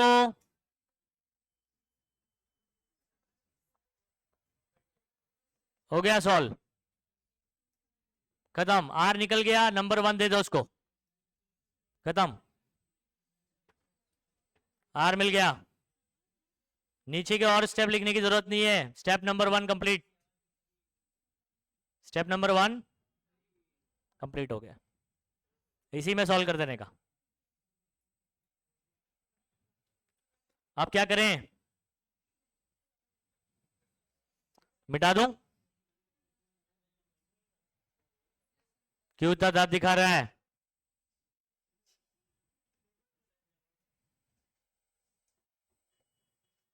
ये मिटाएं इसको बच्चों, स्टेप नंबर 1 कंप्लीट हो गया, जल्दी करें। 2 स्टेप क्या था, second step volume of sphere और पार्टिकल है ना, सिंगल का, आगे बढ़े। ये वॉल्यूम ऑफ सिंगल पार्टिकल क्या फॉर्मूला है? अभी ये सब लिखने की जरूरत नहीं है, ये पूरा स्टेप वहां पर कंप्लीट हो गया, ये पूरा कट कर दो उसको। इक्वेशन नंबर 1 निकाला, तो ये दोबारा मत लिख देना इसको, ये दोबारा वही निकाला है देखो, R is equal to root two by 4a। अच्छा ये बोला था ना ए बाई रूट टू, ये देखो लिखा हुआ है रूट टू बाई 4a, और यहां पर देखो ए बाय रूट टू। ओके चलो step number 2, step number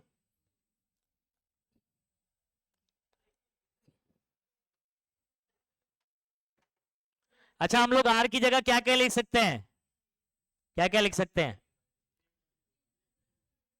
root two bye 4a भी लिख सकता हूं, और ए बाय रूट टू भी लिख सकता हूं। इधर क्या लिखा हुआ है इन्होंने, आप दो दो मत करो, हमने कौन सा लिखा रूट टू बाय, तो आप ना इसको कट करो, सही है ये गलत नहीं है, लेकिन हम लोग ये वाला यूज करते हैं।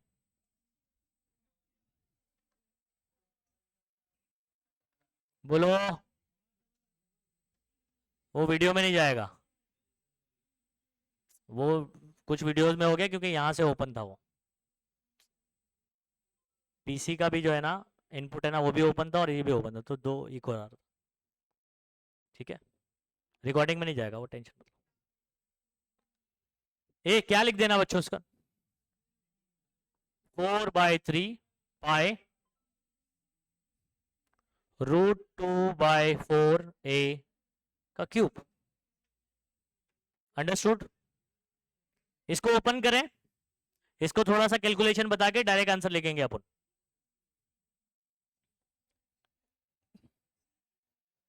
चलो इसका क्यूब क्या होगा, रूट 2 का क्यूब, तो रूट 2 4 का क्यूब क्या होगा 64, 4 1 जा और ये 6 जा 16 हो जाएगा, 2 से ये कटेगा। ठीक है, तो फाइनली बेसिकली आपका ये आ जाएगा पाई, एक मिनट, रूट, और इधर पे और भी चीज बची ना ये ए क्यूब, तो आपका बचेगा root 2 pi A cube divide में ये 8 3 जा 24, ये बच रहा बच्चों, क्या आ रहा है root 2 pi A cube divide by, बोलो 24।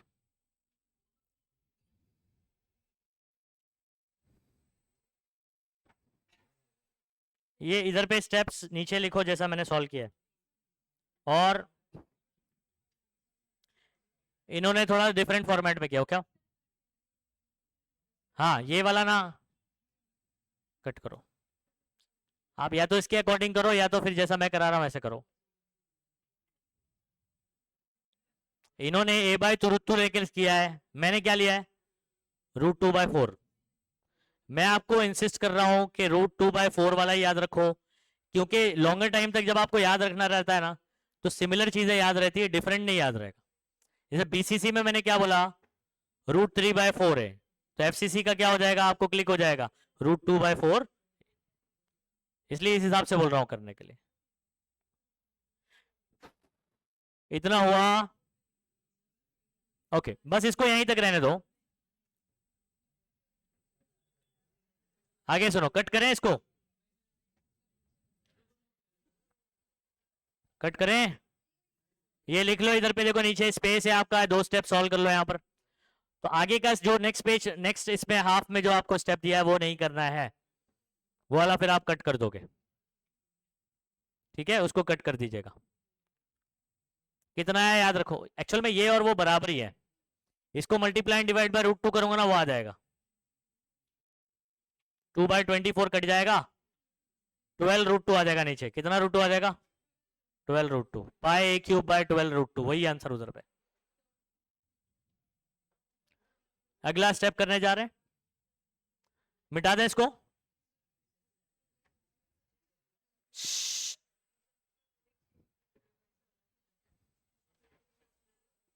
चलिए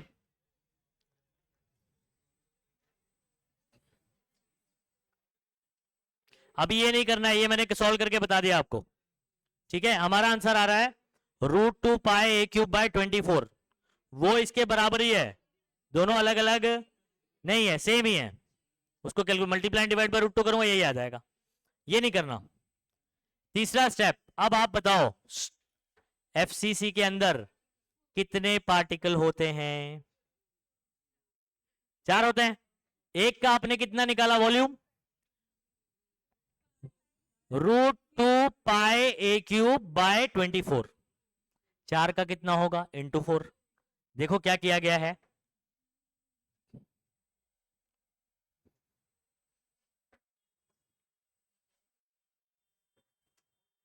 चलो कितना होते हैं बच्चों? 4 पार्टिकल। तो वॉल्यूम ऑक्यूपाइड बाय पार्टिकल कितना हो गया? 4 इंटू, इधर क्या करोगे आप? √2π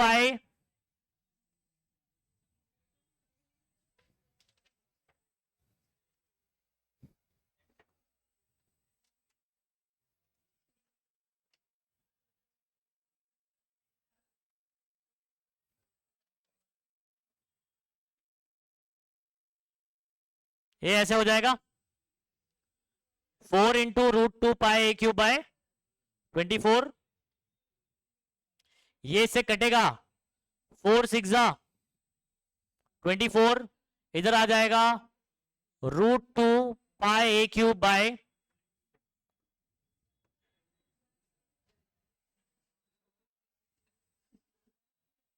कितना आ जाएगा बच्चों? 6 √2πa³/6 इतना आ गया सबका? किया इतना? याद रखना एक करेक्शन नहीं है, ये दूसरा मेथड है जो हम लोग सॉल्व कर रहे हैं, दूसरा नंबर लेकर सॉल्व कर रहे हैं। अच्छा, पैकिंग एफिशिएंसी क्या होगा? Packing efficiency volume occupied by the particle in unit cell divide by total volume. तो वॉल्यूम ऑक्यूपाइड ये रहा, इसको डिवाइड किससे करना है? आ जाओ अगला स्टेप करूं। ये लिखा कि नहीं लिखा सबने? इसको भी चेंज करना पड़ेगा, सभी चेंज करना पड़ जाएगा अपने को। या जिसको नहीं समझ में आ रहा है ए बाय तुरुत्तु से सॉल्व कर लो। किससे सॉल्व कर लो? या तो ए बाय तुरुत्तु से कर लो, या तो √2/4 से कर लो, आपकी मर्जी। मैं √2/4 वाला करवा रहा हूं। अच्छा, अब आगे सुनो बच्चों, यहां क्या चेंजेस होंगे?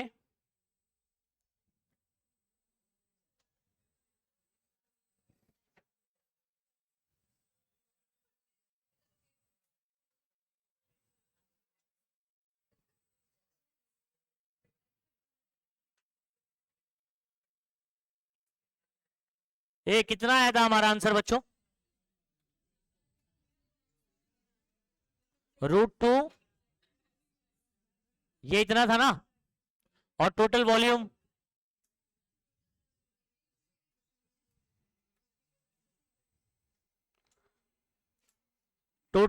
ऑक्यूपाइड बाय, अभी तो कुछ करता हूं मैं, रुक जा, तेरे साथ तो कुछ नहीं किया ना, मैं करता हूं कुछ।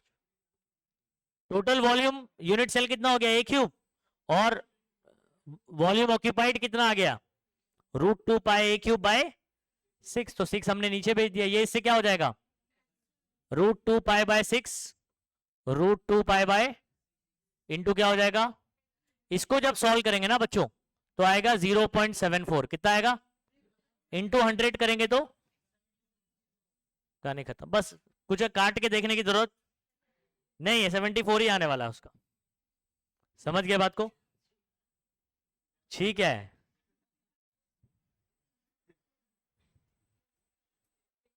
74%। कितना आया? अच्छा, वॉल्यूम बताइए, पैकिंग एफिशिएंसी कितना आया? इसका क्या मतलब है कि 74% पैक्ड है, ये खाली कितना है? 26%। समझ गए बात को? ये सब पे एक एक मार्क के सवाल होते हैं।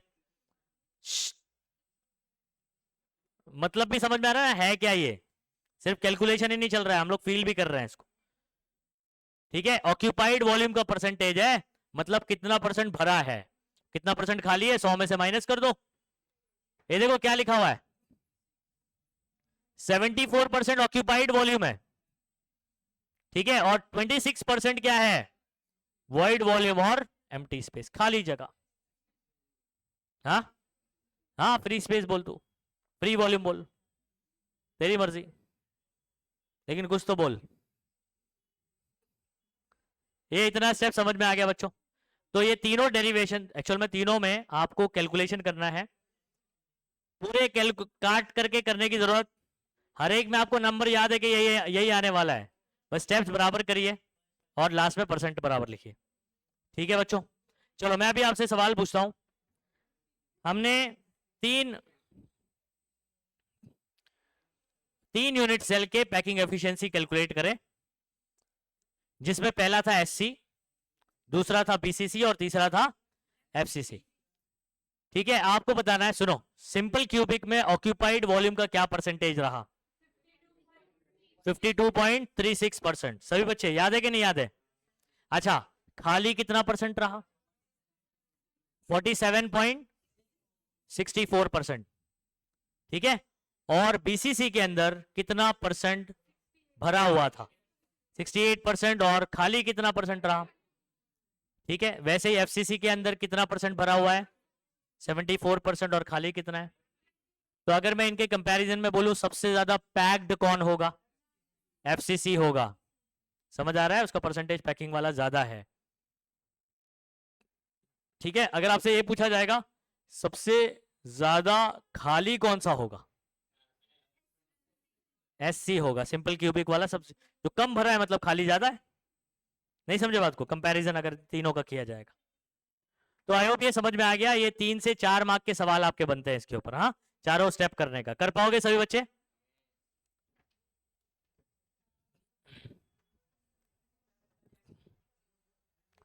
अच्छा, इस टेबल को भी जरा गौर से देख लीजिए, इस टेबल को गौर से देख लेते हैं। सिंपल क्यूबिक में आपको आर और ए का रिलेशन याद है? a/2। अच्छा, 1/2 मतलब क्या? क्या लिखा हुआ है? a/2 मतलब क्या है? a/2 1/2 जो है वो 0.5 हो गया और इनटू है, तो इसका अनदर फॉर्मेट है, याद रखिएगा, एमसीक्यू वगैरह में ऐसे पूछा जा सकता है। अच्छा, π/6। ठीक है, तो पाई डिवाइड बाय 6 हम लोगों ने सॉल्व किया था 52.36, याद आ रहा है? तो उसके आगे के नंबर राउंड ऑफ करेंगे तो ये एक बढ़ जाएगा, तो 5237 हो गया, तो 0.5237 हो जाएगा। ठीक है, अच्छा उसके बाद टोटल वॉल्यूम भी ऐसे ही आएगा, सिंगल का और टोटल वही होता है ना, एक एक ही रहता है। तो बीसीसी के अंदर आर और ए का रिलेशन क्या याद किया था हमने? √3/4। इसको हम लोग कट करेंगे तो 0.433 आएगा। कितना आएगा? तो ये नंबर आपको याद रखना है। अगर बच्चों नहीं भी याद है, ये वाला भी याद है ना, तो आप √3 की वैल्यू लिख के कट करके चेक कर सकते हैं। लेकिन जितना अच्छे से देखा हुआ होगा आपका, तो ये जब एमसीक्यू में पूछा जाएगा ना, तो आप एक ही बार में आंसर कर दोगे, आप कैलकुलेट करने की जरूरत नहीं पड़ेगी। तो टेक्स्ट बुक में एक कॉलम को देख कर जाना है, इसको देखना हमेशा। समझ आ रहा है? √3/4 कितना होता है? 0.43। और एक सिंगल का वॉल्यूम कितना होता है? √3πa³/16। याद करो, ये निकाला था अपन ने। बीसीसी में 2 होते हैं, तो इंटू 2 करेंगे तो √3πa³/2 से मल्टीप्लाई होगा तो क्या होगा? 2 से 2 8 16 कट जाएगा ना, 8 आएगा। तो 0.34 और ये कितना हो गया था? 0.68। एफसीसी में √2/4 ही याद करवाया मैंने। कौन सा याद करने बोला आपको? क्योंकि ये याद रहेगा। √3/4 √2/, इसको कट करेंगे तो कितना आएगा? 3535। फिर ये 12√2 हमने इसको √2πa³/24 करा था, है ना? तो ये 0.185 आता है और ये 0.74। इसको ये नंबर को देखकर जाना है आपको। हाँ, ये इंपॉर्टेंट फॉर एमसीक्यू, लिख लीजिए इसको। ठीक है, मे आस्क्ड इन एमसीक्यू।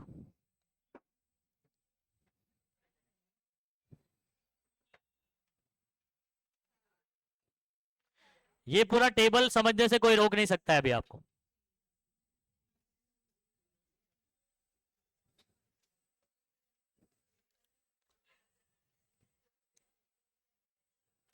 ए सुनो, सिंपल क्यूबिक में याद करो कोऑर्डिनेशन नंबर सिंपल क्यूबिक में कोऑर्डिनेशन 6 होता था। ओके, इधर देखो, simple cubic coordination number of atoms आपको याद है कैसे बताया था? 4 उसके प्लेन में, एक ऊपर और एक सिंपल क्यूबिक वाला, याद होगा आपको। और ये वॉल्यूम ऑक्यूपाइड 52.36 अप्रोक्सीमेटली 52.40। 6 एक राउंड ऑफ करेंगे ना, कितना आ जाएगा बच्चों? 52 पॉइंट, तो 52.36 लिखना है, लिखो, कोई दिक्कत नहीं है, लेकिन वही यही है, कुछ और नहीं है। बीसीसी का अभी मैंने बताया नहीं, लेकिन बीसीसी का समझना बहुत आसान है। अभी सुनेंगे, रुको। एफसीसी और सीसीपी एचसीपी ये सबको पता है कितना कोऑर्डिनेशन नंबर? हाँ, अरे गधे, एफसीसी सीसीपी एचसीपी कितना? 12। 6 अपने प्लेन में, 3 ऊपर 3 नीचे, नहीं याद है? क्या लिखा है इधर? 6 in its own layer, 3 above and 3 below. और एफसीसी वाला याद नहीं है आपको कितना परसेंट हम लोग ने निकाला? 74% ऑक्यूपाइड होता है, खाली 26% होता है। बीसीसी का कोऑर्डिनेशन नंबर नहीं बात किया हमने, परसेंटेज मालूम है ऑक्यूपाइड कितना होता है? इसको मैं अभी समझा देता हूं कैसे। बीसीसी देखते हैं।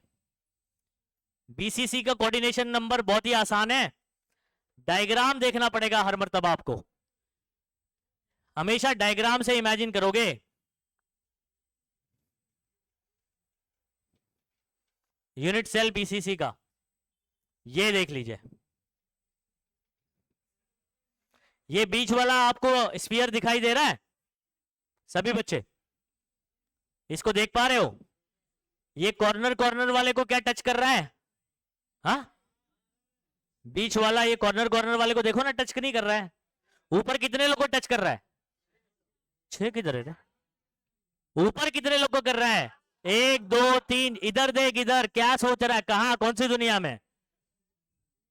डायग्राम क्यों दिखा रहा हूं? इमेजिन करने के लिए नहीं, इधर देखने का। ये वाला ऊपर 1 2 3 4 स्फीयर से टच कर रहा है, नीचे भी 4 से करेगा। 4 और 4 कितना होता? तो बीसीसी में कोऑर्डिनेशन नंबर, एससी में coordination number 6, FCC CCP HCP में नहीं याद हुआ? वापस से देखो, एससी में 6 कोऑर्डिनेशन नंबर हो गया, बीसीसी में कैसे 8 हुआ? ऊपर 4 नीचे 4, 8 हो गया। एफसीसी के अंदर एफसीसी सीसीपी और एचसीपी 12, कैसे? 6 अपने प्लेन में, 3 ऊपर, कहानी खत्म, पैसा आ जाए। टेबल समझ आ गया? अगेन टेबल आपका कहां इंपॉर्टेंट है बच्चों? टेबल का इंपॉर्टेंस किधर पे है? एमसीक्यू के लिए, ठीक है, उसको करिएगा अच्छे से।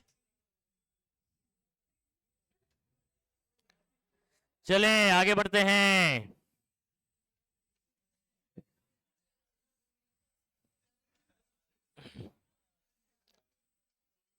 ज़मीं रुक जाए, आसमां झुक जाए, तेरा चेहरा कब नजर आए, ओ तेरा चेहरा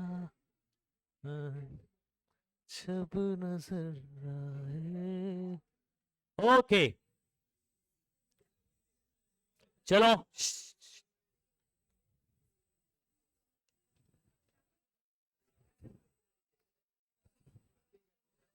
सुनो बच्चों, अब इंपॉर्टेंट,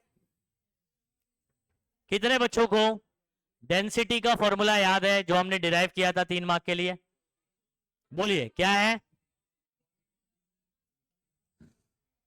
आया क्यों नहीं? आया क्यों, ऐसा मत बोल, आया क्यों नहीं, अब रो। तो mn upon a cube N A is equal to rho, या rho is equal to mn upon a cube N A. याद है सभी बच्चों को? वेरी वेरी इंपॉर्टेंट फॉर्मूला, इस पे बोर्ड एग्जाम में न्यूमेरिकल कई मरतबा पूछा गया है। अच्छा, अब हम लोग एक नए फॉर्मूले की तरफ आगे बढ़ रहे हैं। सुनो, इसको भी याद रखना बहुत आसान है, याद रखना आसान है। तरीका आप याद रखोगे कैसे, बता रहा हूं। सबसे पहले तो आप ये डेंसिटी के फॉर्मूले से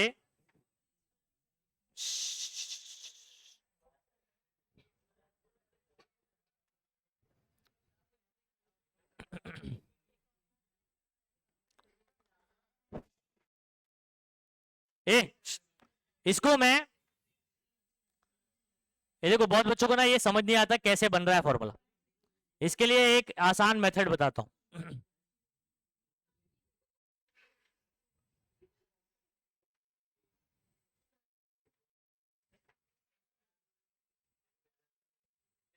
अगर आपके पास कोई एक मोलार मास के पास कितने पार्टिकल है, अगर अपने को ये बात करना है।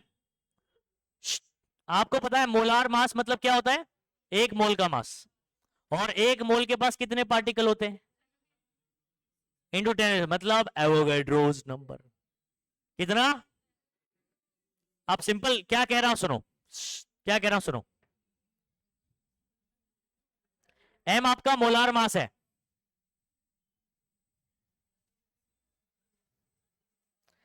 कंटेन्स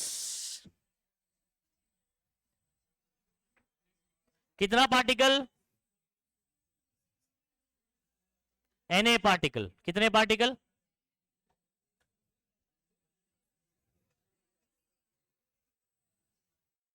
एम मोलार मास के पास, ये हम लोग क्या करेंगे, एम मोलार मास जो है ना वो इन ग्राम लिखेंगे, ग्राम पर मोल। एक मोल का मास होता है ना, तो एम मोलार मास अगर मैं बात करूं तो एम ग्राम के पास कितने होते हैं? Na पार्टिकल होते हैं। एक ग्राम के पास कितना होगा? ये एम ग्राम है, कितना ग्राम है? देखो मैं कैसे बता रहा हूं सुनो। एम मोलार मास है, इसका यूनिट होता है ग्राम पर मोल, यानी एक मोल का मास ग्राम में। ठीक है, तो ग्राम पर मोल नहीं लिख रहा हूं मैं, ग्राम में ही बात कर रहा हूं। एम ग्राम मोलार मास है।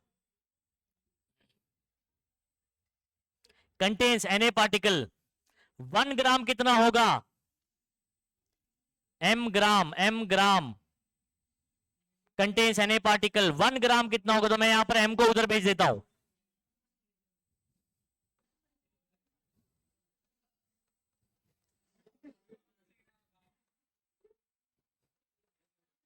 क्या समझा?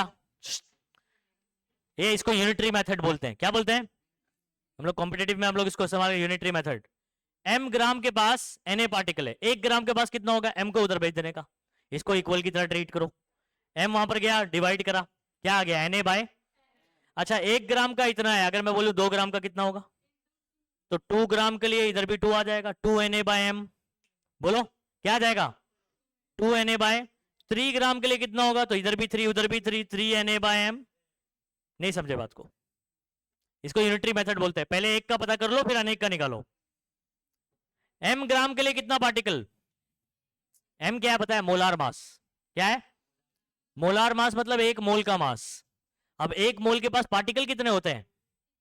एवोगैड्रो। एम ग्राम, जो एम यहां पर मोलार मास है, एम ए जल्दी से जवाब देंगे। एम ग्राम के पास कितने पार्टिकल होंगे? Na particle. अगर मैं आपसे पूछूं 1 ग्राम के पास कितना होगा, तो एम को उधर भेज दोगे तो डिवाइड हो जाएगा Na बाय एम। एक का पता चल गया है, आप कितने का भी निकाल लो। 100 ग्राम का कितना होगा? 100 ग्राम के लिए इधर 100 लेकर आओ, उधर भी 100 कर दो, 100 Na बाय एम। अच्छा अब मैं जनरली x ग्राम बोल रहा हूं। क्या बोल रहा हूं? तो x gram contains x Na by m particle. नहीं समझा बात को? इधर पे लिखा हुआ है लेकिन इतना आसानी से समझ नहीं आएगी चीजें। ये देखो, m contains Na particle, x contain x Na particle, x Na by m particle. इधर एक स्टेप गायब किया ना, 1 ग्राम का नहीं बताया, तो पहले 1 का निकलता है फिर बाद में x का निकलता है। ये ऐसे लिख के रखो यहां पर, तो आपको चीजें कहानी समझ आएंगी, नहीं तो ये समझ नहीं आया कभी जिंदगी में क्या हो रहा है। समझ गए? क्या बोला जल्दी से बोलो। m मतलब यहां पर कौन है? कैपिटल M मतलब मोलार मास। सभी बच्चे m मतलब क्या है? मोलार मास मतलब एक मोल का मास। एक मोल के पास कितने पार्टिकल होते हैं? हाँ Na होता है, Na पार्टिकल होते हैं, ऐसे सिंबॉलिकली बात करेंगे। तो m ग्राम जो कि m यहाँ पर मोलार मास है, कंटेन्स Na पार्टिकल। 1 कितना होगा? तो m को वहां भेजूंगा तो इधर कुछ नहीं बचेगा, तो 1 बचेगा। कुछ नहीं बचेगा तो तो 1 ग्राम के पास Na/m, x ग्राम के पास x Na/m। कहानी खत्म, पैसा आ जाओ। क्या ये समझ आ गया बच्चों? अच्छा, अगला स्टेप क्या है? सुनो, अगला स्टेप क्या है? इतना तो आपने समझ लिया।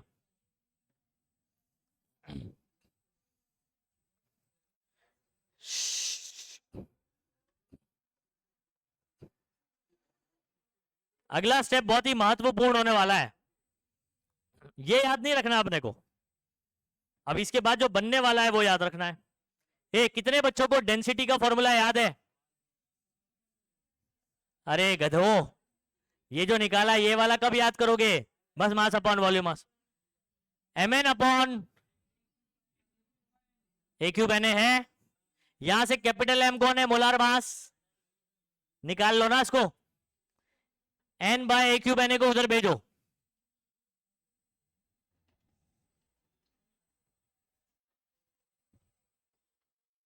कैपिटल M का फॉर्मूला देखो ना, ये बना के नहीं बना, ρ(a)(q)Na upon n, ρ(a)(q)ρ(a)³ Na upon, ये क्या बन गया आपका? Capital M। जरा देखो, कैपिटल M की जगह अगर मैं ρ(a)³ Na अपॉन n कर दूं, इस Na से ये Na कट जाएगा बच्चों। ये अपॉन के अपॉन में ये n नंबर ऑफ मोल है, सॉरी नंबर ऑफ, गलत बोल रहा हूं मैं, number of particle in unit cell है। स्मॉल n कौन होता है? अपॉन के अपॉन वाला कहां चला जाता है? ऊपर चला जाता है। फॉर्मूला बन गया xn बाय ρ(a)³ ρ(a)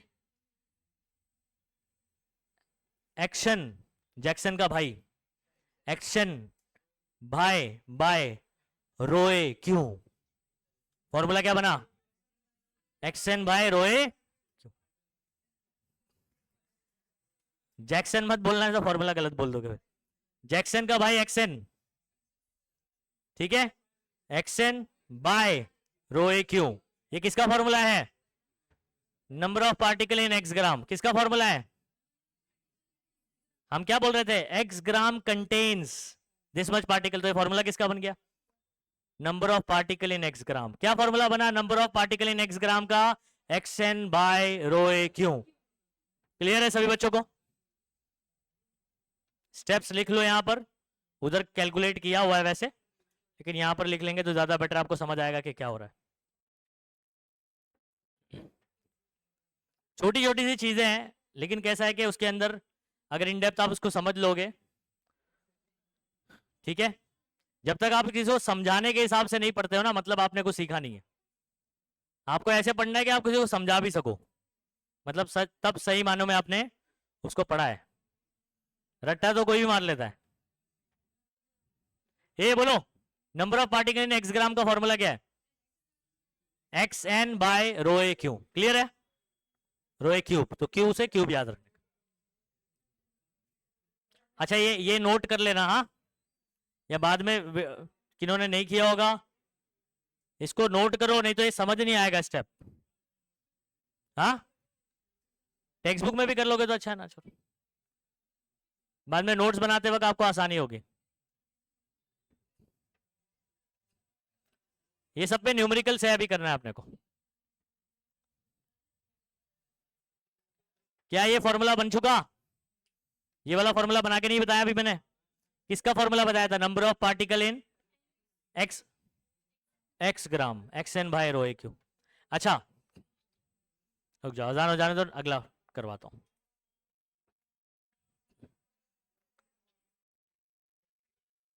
चलो, अब सुनो, नेक्स्ट फॉर्मूला, अगला फॉर्मूला। अभी यहां पर अगर आप बॉक्स बनाना चाहते हैं, जो फॉर्मूला आपको याद करना है, तो आप ये पूरा बॉक्स बना सकते हैं। देखो ये इसको बॉक्स बना लो, ठीक है, इसको सिलेक्ट कर लो। तो आपको ये number of particle in x gram is equal to ये वाला फॉर्मूला याद करना है। नीचे मैंने वहीं पर लगातार सॉल्व करके बता दिया, लेकिन यहां पर एक्चुअल में ये फॉर्मूला दिया गया है टेक्स्ट बुक में। सबको याद है formula? Number of particle in x gram, xn by ρ(a)(q). ठीक है।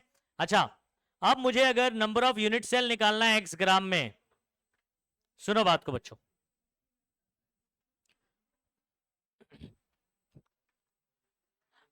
अगर आपका कोई एक क्रिस्टल है, क्रिस्टलाइन सॉलिड है, और आपके पास मान लो 100 पार्टिकल है, उसमें कितने पार्टिकल है? कितने पार्टिकल है? 100 पार्टिकल है। और सुनिए, मान लीजिए ये एफसीसी सॉरी बीसीसी बना रहा है। क्या बना रहा है? एक बीसीसी के अंदर कितने पार्टिकल होते हैं? 2 होते हैं। अब मेरे पास टोटल 100 पार्टिकल है, तो मैं अगर आपसे ये सवाल पूछूं कि ये 100 पार्टिकल में कितने बीसीसी के यूनिट सेल बनेंगे? 50 बनेंगे। क्या लॉजिक लगाया आपने? अच्छा एक काम करता हूं, थोड़ा आसान नंबर लेता हूं, थोड़ा आसान नंबर लेता हूं। ये जो क्रिस्टल स्ट्रक्चर बन रहा है वो बीसीसी बन रहा है। क्या बन रहा है? और बीसीसी के यूनिट सेल में, एक यूनिट सेल में 2 आते हैं। अब थोड़ा आसान नंबर लेता हूं। फॉर एग्जांपल 4 पार्टिकल का क्रिस्टल है आपका। कितने का? तो 4 पार्टिकल में, और ये बीसीसी बना रहा है, तो 4 पार्टिकल में कितने बीसीसी एडजस्ट होंगे? 2 ही होंगे ना, क्योंकि एक में कितना होता है? 2, तो 2 में कितना होगा? 4। अब मैं अगर आपको बोलूं 100 पार्टिकल है, तो बीसीसी के कितने यूनिट सेल होंगे? 50, क्योंकि एक एक यूनिट सेल में 2-2 जाएंगे। तो अगर एक डब्बे में 2 लड्डू आ रहे हैं, तो कितने डब्बे आपको लाने पड़ेंगे 100 लड्डू फिट करने के लिए? 50 ना। तो डब्बे पूछ रहा है, डब्बे यानी यूनिट सेल, डब्बे यानी, नहीं समझे? ये देखो, ये डब्बा है, मान लो बीसीसी का डब्बा है। कौन सा डब्बा है?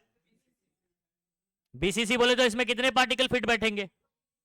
अगर मैं आपको बोलूं 100 पार्टिकल है आपके पास, 100 लड्डू है,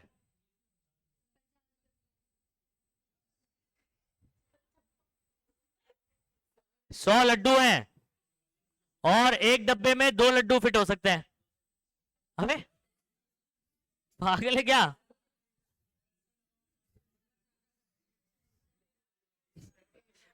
उल्टा चल रहा है कैलकुलेशन इसके दिमाग में, दिमाग पे असर पड़ा है लगता है। ए सुनो ना, आसान सुनो इस बात को, अभी रहने दो सब बुक्स।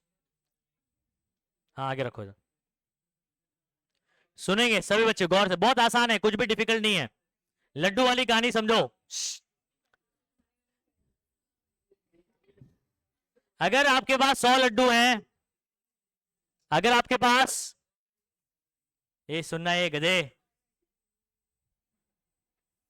अगर आपके पास 100 लड्डू हैं और मैं आपको ऐसे बहुत सारे डब्बे दे देता हूं, और मैं ये बोलता हूँ एक डब्बे में 2 लड्डू फिट करना है आपको बीसीसी में, तो आप मुझे बताओ ना कि कितने डब्बे लगेंगे आपको? 50 लगेंगे ना। अगर एक में 2-2 डालूंगा, तो 50 डब्बे में 50 दूनी 100 लड्डू फिट नहीं हो जाएंगे? अच्छा, इसके पीछे का मैथ्स क्या है? टोटल लड्डू कितने बताया मैंने आपको? 100 है ना। आपका 50 आंसर आना चाहिए, क्या किया जाए कि 50 आए? सुनो सुनो सुनो, मैंने बोला कि एक डब्बे में 2 लड्डू फिट करना है, तो आपने 100 और ये 2 के साथ क्या घपला किया कि 50 आया? क्या मैथ्स इस्तेमाल किया? 100 डिवाइड बाय 2 किया? नहीं। अच्छा अब दूसरा एक और सवाल सुनो। अगर मैं आपको 100 ही लड्डू देता हूं, लेकिन मैं आपको अब बोल रहा हूं कि आपके पास ऐसा डब्बा है जिसके अंदर 4 लड्डू फिट हो सकते हैं, जैसे एफसीसी में होता है ना?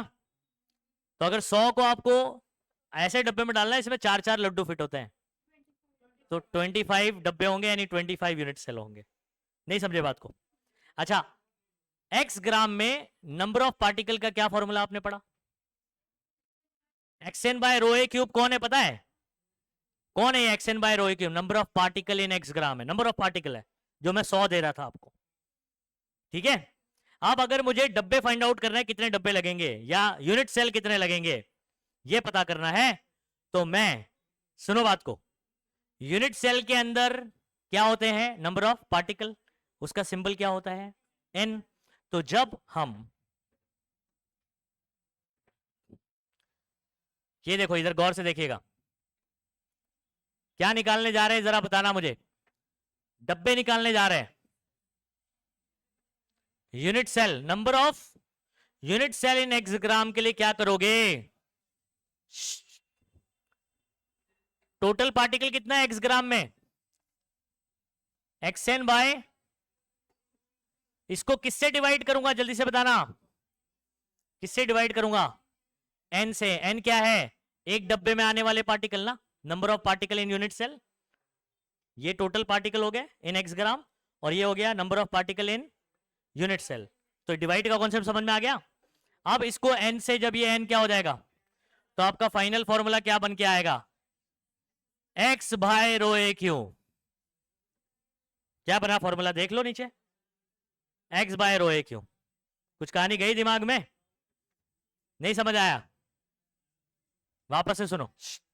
इसके पीछे का ना कारण बता रहा हूं मैं आपको, मैं डायरेक्ट याद करवा सकता था, number of particle in X gram X N by rho a cube, और उसके बाद एन गायब कर दो, number of unit cell in X gram आ जाएगा। लेकिन क्यों आ रहा है ऐसे, इसका कॉन्सेप्ट आपको बताया मैंने, ठीक है। तो total number of particle in X gram divided by एक यूनिट सेल में आने वाले नंबर ऑफ पार्टिकल क्या होता है, एन होता है, तो एन से एन क्या हो जा रहा है, फॉर्मूला क्या बन रहा है, एक्स बाय रो ए।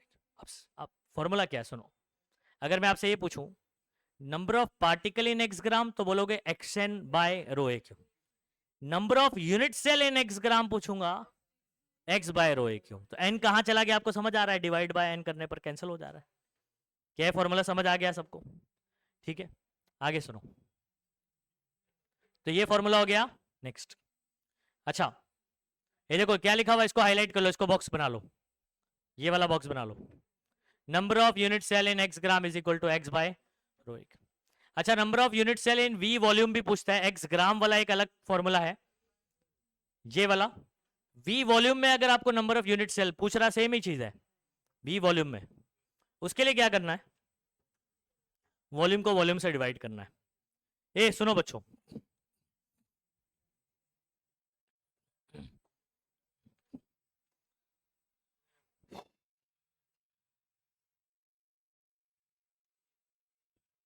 ये किसकी बुक है ये, हाँ तुम्हारी है, तो पीछे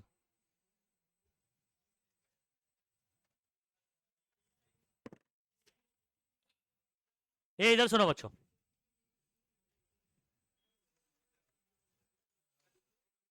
ये आपके पास एक वी वॉल्यूम है, बड़ा सा वी वॉल्यूम है, क्या है ये, पूरा बड़ा सा वॉल्यूम है कोई क्रिस्टल का, और ये वॉल्यूम किसका है, यूनिट सेल का। वो किसका वॉल्यूम था, पूरे क्रिस्टल का, और ये किसका, एक यूनिट सेल, चाहे वो एससी हो, बीसीसी हो, एफसीसी हो, ठीक है, बेस सेंटर्ड हो, एंड सेंटर्ड हो, कोई भी यूनिट सेल है। अगर आपको टोटल वॉल्यूम पता है, और मैं अगर आपको डब्बे के हिसाब से बताऊं, ये बड़ा डब्बा और ये छोटा डब्बा है, ठीक है, आप सुनिए, अगर आपको ये निकालना है कि ऐसे छोटे डब्बे उसमें बड़े वाले में कितने फिट हो सकते हैं, कैसे निकालोगे, टोटल वॉल्यूम को डिवाइड बाय एक का वॉल्यूम करूंगा, टोटल वॉल्यूम को डिवाइड बाय क्या करूंगा, एक का वॉल्यूम करूंगा, नहीं समझे बात को। अच्छा, एक लीटर के हिसाब से बात कर लेते, चलो ये डब्बा मान लीजिए,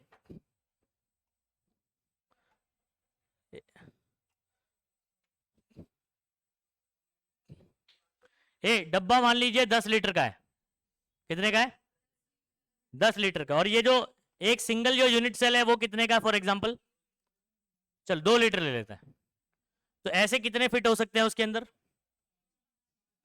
कट करेंगे तो 5 फिट हो सकते हैं, नहीं समझे बात को। तो यहां पर इन टर्म्स ऑफ वॉल्यूम, अगर number of unit cell in V volume, तो v डिवाइड बाय एक यूनिट सेल का यूनिट वॉल्यूम आपको पता है, ये यूनिट सेल का एज क्या हुआ करता था बताओ, ए होता था, ए का क्यूब करते तो उसका वॉल्यूम होता था ना, तो ये v वॉल्यूम किसी क्रिस्टल का हो गया, और डिवाइड बाय एक यूनिट सेल का वॉल्यूम। समझ गया बात को, कितने फॉर्मूले आपको याद करने हैं यहां पर, 3 फॉर्मूले। एक तो वो फिर पहला वाला अपन डेंसिटी वाला किया तो सबको याद ही है, rho is equal to M N upon a cube N A, density का formula rho is equal to M N upon a cube N A, फिर number of particle in X gram X N by rho a cube, ठीक है, number of unit cell in X gram, N गायब हो जाता है, N cut हो जाता है, X by rho a cube, number of unit cell in V volume, तो v बाय ए क्यूब, कहानी खत्म हो गई, पैसा। समझ गए? सबको याद हो गया यहां तक कहानी?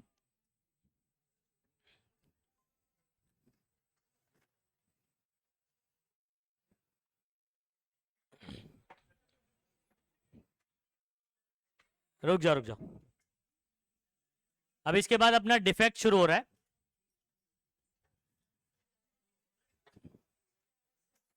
न्यूमेरिकल तो बाद में कराऊंगा ना मैं।